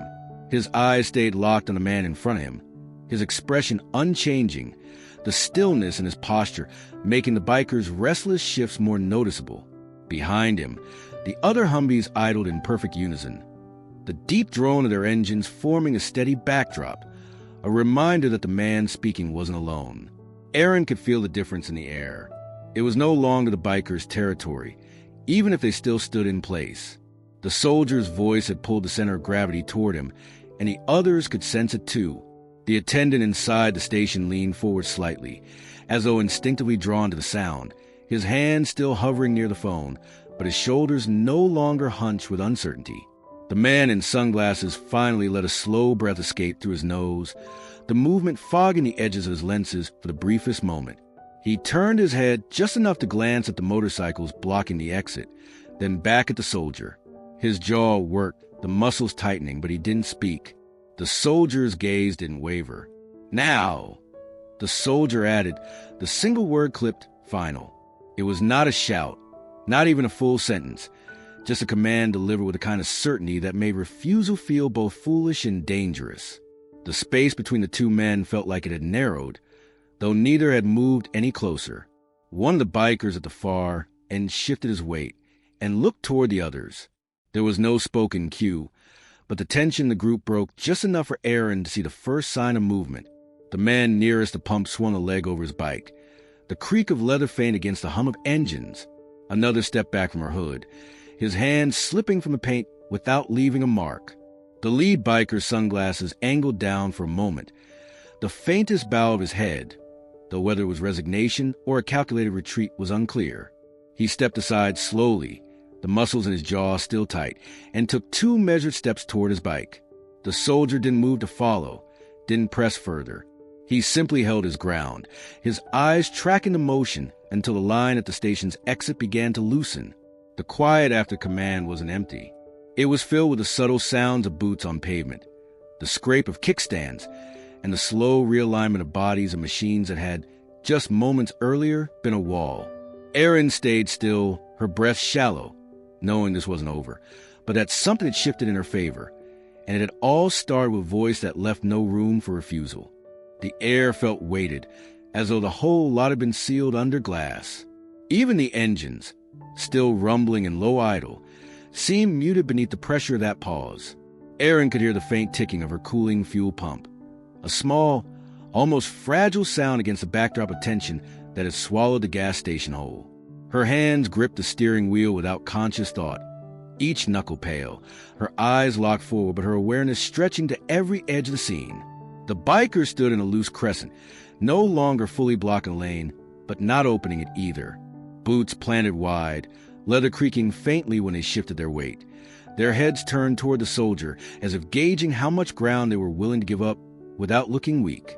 The man in mirrored sunglasses still held his place nearest Aaron's door, his body angled slightly, neither fully confronting the soldier nor turning away from her. His lenses reflected the Humvee's headlights in small, fractured bursts, concealing whatever calculation might be happening behind them. The soldier hadn't moved since delivering his command. His hands rested at his sides, relaxed but ready, his stance deliberate. There was no weapon drawn, no sudden gesture to escalate the moment, just the presence of someone who knew how to wait without giving anything away. Behind him, the other soldiers remained in their vehicles, faces partially visible through windshields and open side panels, their eyes scanning but their posture calm. The convoy's engines formed a steady undertone, a deep, synchronized thrum that seemed to keep time with the situation's heartbeat. Inside the convenience store, the attendant had stopped pretending to busy himself. His gaze was fixed on the space between the soldier and the bikers, one hand pressed to the edge of the counter, the other dangling uselessly by his side. He looked like a man who understood the stakes without having the vocabulary for them, the instinct that something could snap here, and if it did, it would be fast. Aaron's son sat in the back seat, still as stone, the headphones now resting around his neck. Tyler's eyes moved between the soldier and the bikers, searching for a sign of what was coming. His small hands gripped his notebook without realizing it, the paper bending under his fingers. Aaron caught his reflection in the rearview mirror, that silent plea for her to have an answer she didn't have. She gave the smallest shake of her head, telling him without words to stay still, to wait. The lead biker's chin dipped almost imperceptibly, a movement so slight it might have been nothing at all. But the soldier caught it. His gaze sharpened, not aggressive, just noting the change. The man's boot scuffed lightly against the concrete as he adjusted his stance, a faint grit sound in the air. Another biker farther down the line adjusted his gloves, the leather stretching tight over his knuckles. None of them spoke. The stillness had its own momentum. Every second that passed without movement made the air denser, the space between bodies narrower in its weight. Aaron could feel it pressing in on her, a strange mix of fear and the surreal awareness that this moment, this frozen span of time, could swing entirely one way or the other with a single motion, a twitch, a word, the scrape of metal against leather. The soldier remained the only fixed point. His breathing was even, his shoulders steady. He didn't look like a man wondering what would happen next. He looked like a man who had already decided and was waiting for everyone else to arrive at the same conclusion. His calm was not an absence of threat, but control over it. Like a flame contained, it would burn hotter if needed. When the wind shifted, carrying the faint scent of diesel from the convoy and the sharper tang of gasoline from the pump, Erin realized how much she had been holding her breath. The standoff had not broken, but the air seemed to tilt, the balance imperceptibly moving. No one had yielded yet, but she could feel it. The quiet slide of the moment toward whatever would happen next. The first sound was a hollow thud of boots against a Humvee's steel step, then the heavier impact of soles meeting asphalt. One soldier became three, each moving with the kind of exactness that didn't need to be spoken about. Their weight landed in perfect rhythm, a pattern that drew every eye without demanding it. The air shifted again, the sense of balance tipping further toward the convoy. They came from two different vehicles, one from the front Humvee, two from the second, and fanned out without breaking stride. Their uniforms were the same muted desert tone, each patched with names, ranks, and that same subdued American flag on the arm. Rifles stayed slung across their chests, muzzles pointed down, hands steady but not clenched. They weren't here to posture. They were here to stand. And in that simple act, they altered the shape of the scene entirely. The first to land beside the soldier who had spoken was tall and lean, his face half shadowed by the brim of his patrol cap. He didn't look at Erin, didn't look at Tyler, didn't look at the attendant frozen inside the glass booth. His eyes swept the semicircle of bikers, cataloging faces, stances, positions. It wasn't a glare, but an assessment, like he was measuring wind speed before firing a shot. The second soldier, broader through the shoulders, positioned himself slightly behind and to the left, the kind of placement that suggested muscle without making it obvious. His head turned slowly from one end of the biker line to the other, the faint creak of his vest the only sound he made. The third took a place closer to the edge of the pump island, angled just enough to keep both the bikers and Erin's car in his peripheral vision. He rested one gloved hand lightly on the strap across his chest, the other hanging loose at his side. Every motion was slow, deliberate, controlled. The convoy engines kept their low growl, a sound that now felt less like background noise and more like a steady, living wall at Erin's back. The soldiers had made no verbal commands, no threats, yet the shape of the space between the two groups was changing. The bikers had to turn their heads now to keep all the uniforms in sight. That subtle shift of attention cost them the cohesion they had when their focus was fixed solely on her. From the corner of her eye, Erin saw Tyler's shoulders drop just a fraction. He wasn't relaxed, nowhere near it, but he was watching the soldiers now, tracking them the way a child might watch a puzzle slowly solve itself. She wanted to tell him not to assume anything yet, but her throat stayed tight. The man in mirrored sunglasses finally turned his head to glance at the soldier beside him. It wasn't an acknowledgement so much as a recalibration, measuring the growing imbalance between their numbers and the quiet authority now surrounding them. The glint on his lenses caught the canopy lights as he shifted, and his jaw moved in a slow grind. Inside the store, the attendant had stepped back from the counter and was standing squarely in the middle of the small space, as though even he understood the center of gravity had moved outside his glass walls. His gaze followed the soldiers, not the bikers, and his hands no longer hovered near the phone. The three soldiers didn't crowd, didn't advance past a certain invisible line.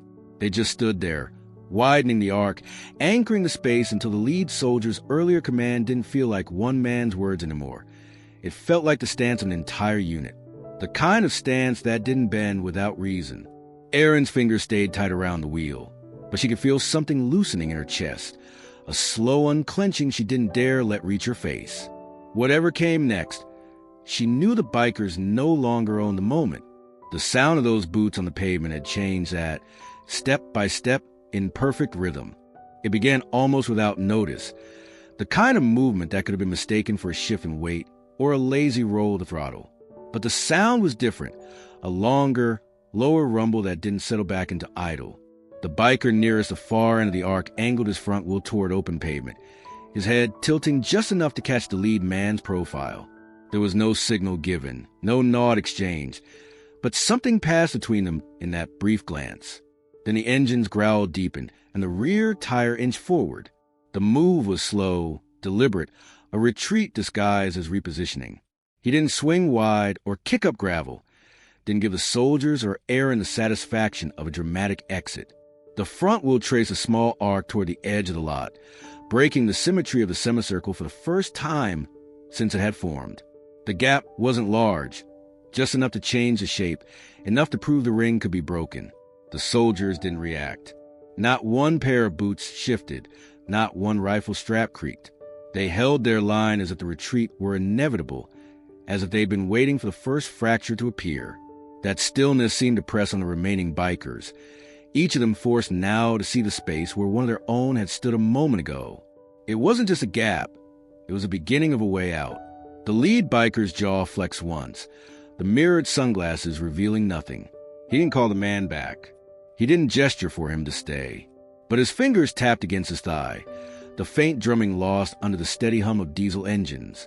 The tension in his stance was still there, but it had shifted, not forward toward confrontation, but inward, into calculation.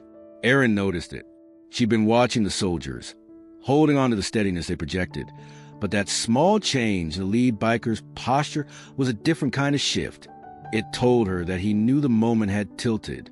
He wasn't in control anymore, and control was the only thing that made his presence dangerous in the first place. The biker who had peeled away rolled slowly toward the far edge of the lot, engine rumbling low and steady. He didn't leave entirely, not yet. He stopped near a side pump, pretending to check his fuel gauge, one boot planted on the pavement while the other stayed on the peg. But his body was angled toward the open road, his eyes never fully returning to the center of the confrontation. From the corner of the store window, the attendant shifted closer to the glass, sensing the change as well. He didn't smile or relax. Not in this place, not yet, but his gaze tracked that lone biker as if watching the first domino tip. Tyler leaned forward in his seat, his small face half-lit by the gas station's canopy lights. He had noticed it too. Aaron saw his reflection in the rearview mirror, that careful way he glanced in the gap to the soldiers and then back to the rest of the bikers. He was counting something in his head, though she didn't know if it was the number of men left or the seconds until the next one followed. The convoy remained exactly where it was, a wall of olive drab and steady noise. The soldiers didn't push forward to exploit the gap, didn't try to close the distance. They knew the retreat would either spread on its own or stall out, and they were prepared for either outcome. The lead biker's fingers stopped tapping.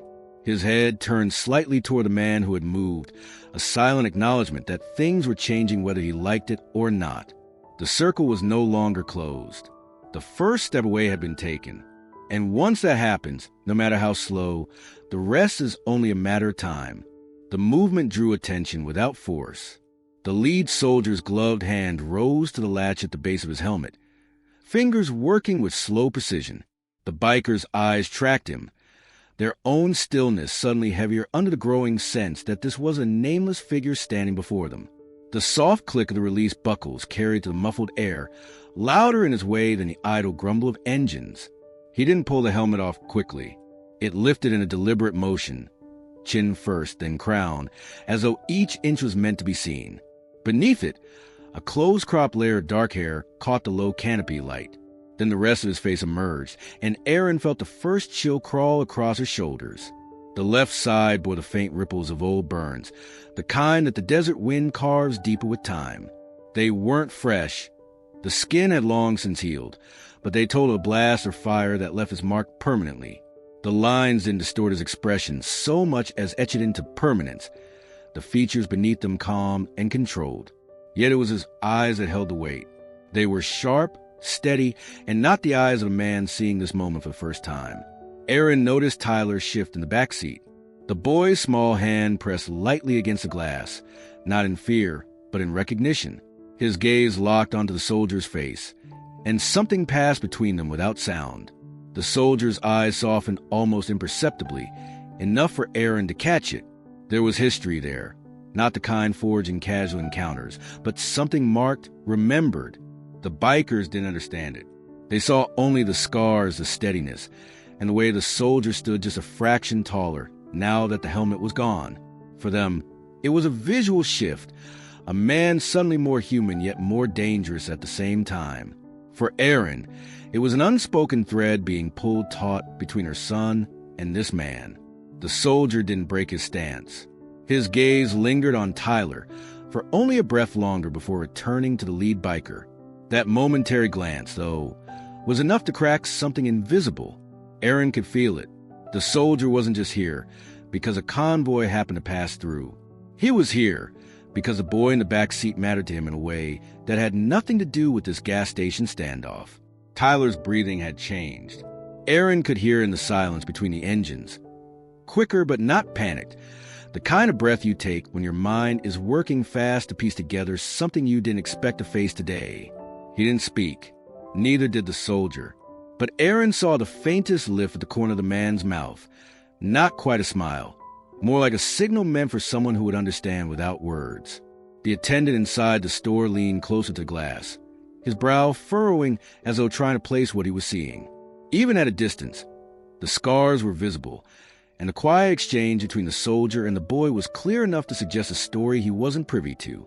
The lead biker's jaw tightened again, but this time his sunglasses shifted slightly as if he were trying to read whatever had just passed between them.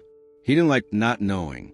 His posture adjusted, not in aggression, but in a subtle retreat of confidence, because the moment had taken on layers he hadn't anticipated. The soldier let the helmet rest against his thigh, fingers loose on the edge. His voice, when it finally came, was quieter than before, but carried even more weight. It wasn't for the bikers this time. It was for Aaron, for Tyler. And the fact that he spoke at all, after that look, made it clear this was no coincidence. Aaron didn't yet know what had happened between this man and her son, but she understood one thing with sudden certainty. Whatever history existed between them, it was a kind that could change the outcome of everything happening in this parking lot. The soldier shifted his weight and stepped toward the car, the gravel under his boots grinding softly against the pavement. His eyes stayed on Tyler, though his approach was measured enough not to startle either of them. When he reached the passenger side, he crouched down until he was level with the back window. The low light from the gas station canopy caught in his eyes, and his voice, when it came, was low but clear. He spoke Tyler's name as though it was something familiar, not something read off a roster or passed along in a briefing. The sound of it pulled Tyler forward in his seat, his hand still resting on the glass. Aaron's grip on the steering wheel tightened, but the soldier's next words drew her gaze from the mirrors.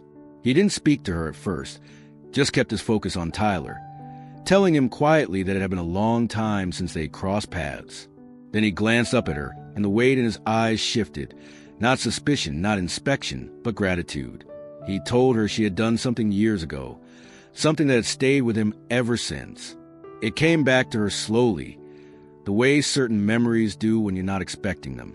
A stretch of rural highway, the smell of burned rubber, a jackknifed truck half on the shoulder, half in the ditch. She'd been driving alone then, Tyler only a toddler in the back seat.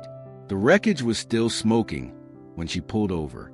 A man had been lying near the edge of the road, covered in dust and blood, his uniform torn. She called emergency services, stayed with him, kept pressure on a wound in his side while traffic slowed and rubbernecked. She hadn't known his name, hadn't waited for thanks. When the ambulance finally took him, she'd driven away without giving hers. Now, here he was, the lines of his face older, the scars layered over newer ones, telling her that moment had mattered. He said it plainly, without embellishment, that she had kept him from bleeding out before medics arrived, that she had stayed when others hadn't. Tyler's eyes darted between them, trying to connect the accident and his mother's past the man kneeling in front of him now. The bikers were watching, but they didn't understand the shift in the air. They couldn't see the unspoken exchange between someone who had once been helpless on a roadside and the stranger who had refused to leave. The convoy of Humvees loomed behind him, their engines still running, but in that moment the sound felt distant, as if the rest of the world had stepped back to give space to something else entirely. The soldier's tone stayed even, his posture relaxed despite the situation. He told Tyler that his mother had shown the kind of courage people don't expect in an ordinary driver on an ordinary road. And then he added that courage didn't always look like stepping into a fight. Sometimes it looked like staying still when leaving would be easier. Erin's throat felt tight. She hadn't thought about that day in years, hadn't considered it anything more than a stop she would have made for anyone. But now she realized it had tied her to this man, in a way neither of them could have predicted. His presence here wasn't just chance, and his recognition of Tyler wasn't just because of the shared moment in passing. It was because the boy belonged to the woman who had once refused to walk away. He rose slowly, placing a hand on the roof of the car, and his eyes swept once more toward the lead biker. Whatever came next would no longer be decided by intimidation or numbers. The ground had shifted, and everyone in that lot could feel it, even if they didn't yet know why. The lead biker was the first to move, though it wasn't the bravado he had carried minutes earlier. His sunglasses caught the glow from the gas station canopy as he glanced once at the soldier, then at Aaron. Whatever he saw there seemed to cool something in him. Without a word, he gave a small nod to the man leaning against Aaron's hood. The gesture was slight, but it carried weight. The biker peeled himself off the car, his fingers dragging away from the paint as if reluctant to admit retreat. The others watched for a cue. It came not in a shout or a barked order, but in the way their leader swung a leg over his Harley and settled into the seat. The engine roared to life, the familiar rumble filling the space again, but this time was a different sound, one with less dominance and more closure. One by one, the rest of the group followed, each pulling their bikes upright and rolling backward just enough to break the tight formation that had held Aaron and Tyler trapped. There was no hurry in their movements, but neither was there the easy confidence they had worn when they first arrived. Mutters passed between them, barely audible over the engines. Words meant only for each other. Aaron couldn't hear them clearly, but the tone was unmistakable. Frustration laced with unease, as if none of them wanted to be the one to say out loud why they were leaving. The soldier stood still, helmet tucked under his arm, eyes tracking their slow retreat without flinching. He didn't speak, didn't issue another order. His silence seemed to follow them as much as a beam of the station's lights, a quiet reminder that the situation had ended not because they wanted it to, but because something greater than them had decided it would. The first bike rolled toward the exit, its headlight cutting a pale cone through the dusk. The others fell into place behind it, their staggered line pulling away from the pumps and toward the highway. Aaron watched through the windshield as their taillights flared red at the stop sign before blending into the long stretch of blacktop. One by one, the sounds of their engines stretched thin, then faded into the night until only the low diesel hum of the convoy remained. Tyler kept his eyes on them until the last one disappeared into the darkness. His small shoulders eased only when the final glint of chrome vanished beyond the bend in the road. Aaron exhaled, not realizing she had been holding her breath, the tight coil in her chest loosening just enough to let air in again. The station attendant inside the glass storefront straightened slowly, his posture shifting from frozen to tentative. He looked from Aaron to the soldier, as if confirming to himself that it was over, then busied himself behind the counter, pretending to arrange something that didn't need arranging. The lot felt strangely quiet now. The empty spaces where the motorcycles had been seemed wider than they were, and the night air carried a different weight, cooler, less suffocating. Aaron glanced in the mirror, seeing only the convoy parked behind her, its presence steady and immovable. The soldier finally stepped back from her car, offering her a brief nod that carried both reassurance and finality. He didn't need to say the words. The gesture alone told her she could leave when she was ready. Tyler shifted in his seat, watching him with the same intensity he had when the helmet first came off. Somewhere out on the highway, the bikers were just shapes swallowed by the distance, their noise erased by open road. But here, in the dim yellow light of the gas station, the stillness held, anchored by the unspoken understanding that they would not be coming back tonight. The Humvees stayed where they were for a few moments after the bikers' taillights vanished, their engines idling in a steady, low rhythm that filled the quiet night. The soldier who had stepped forward first glanced back toward his team, giving a small motion with his hand. One of the other soldiers, a tall man with close-cropped hair, moved toward the nearest pump and began refueling their lead vehicle. Another stepped around the back, checking straps and equipment mounted along the rear panel. Their movements were calm, deliberate, the kind of unhurried efficiency that came from years of working together under pressure.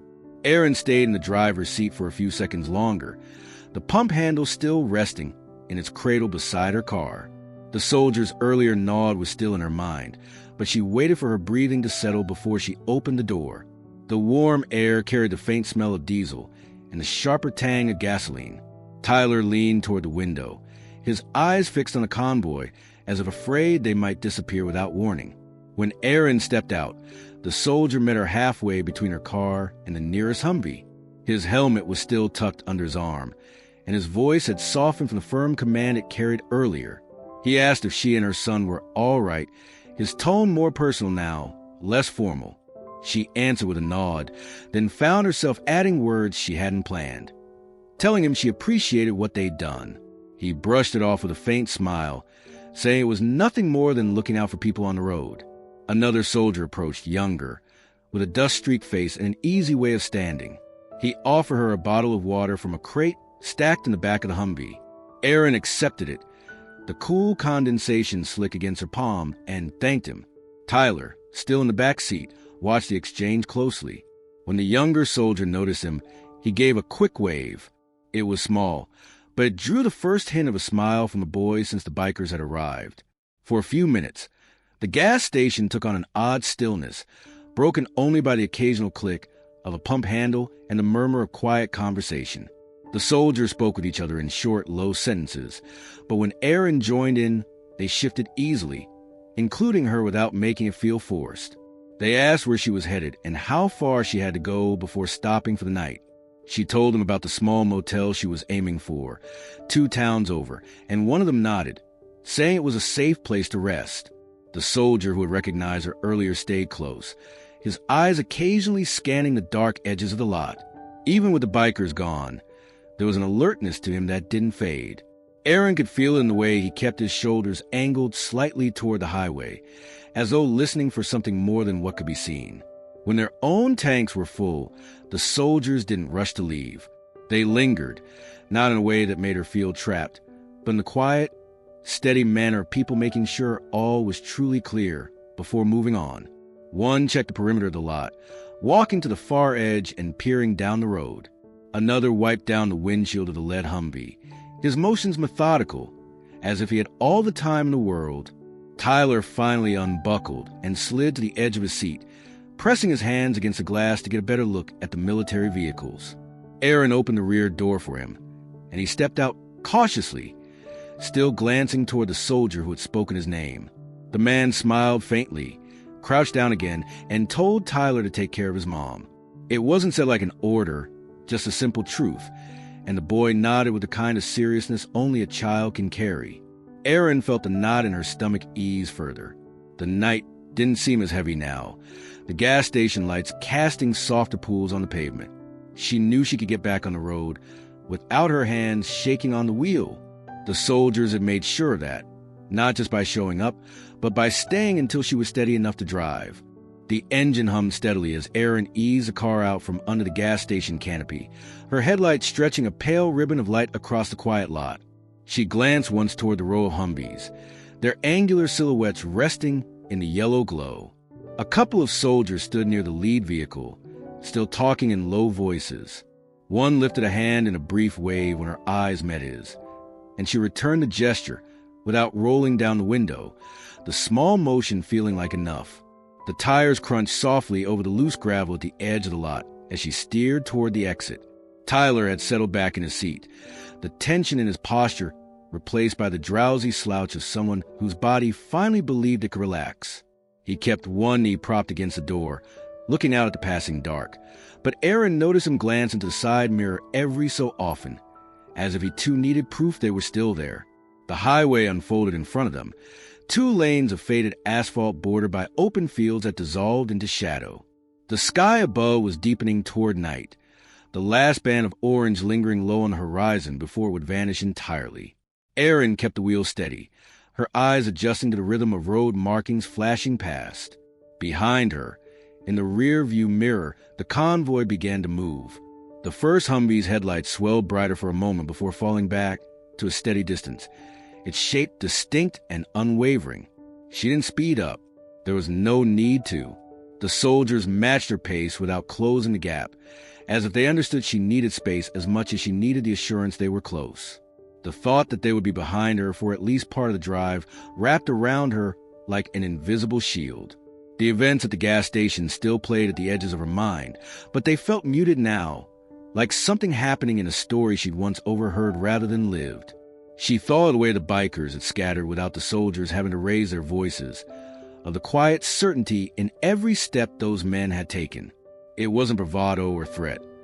It was the kind of authority that didn't have to prove itself.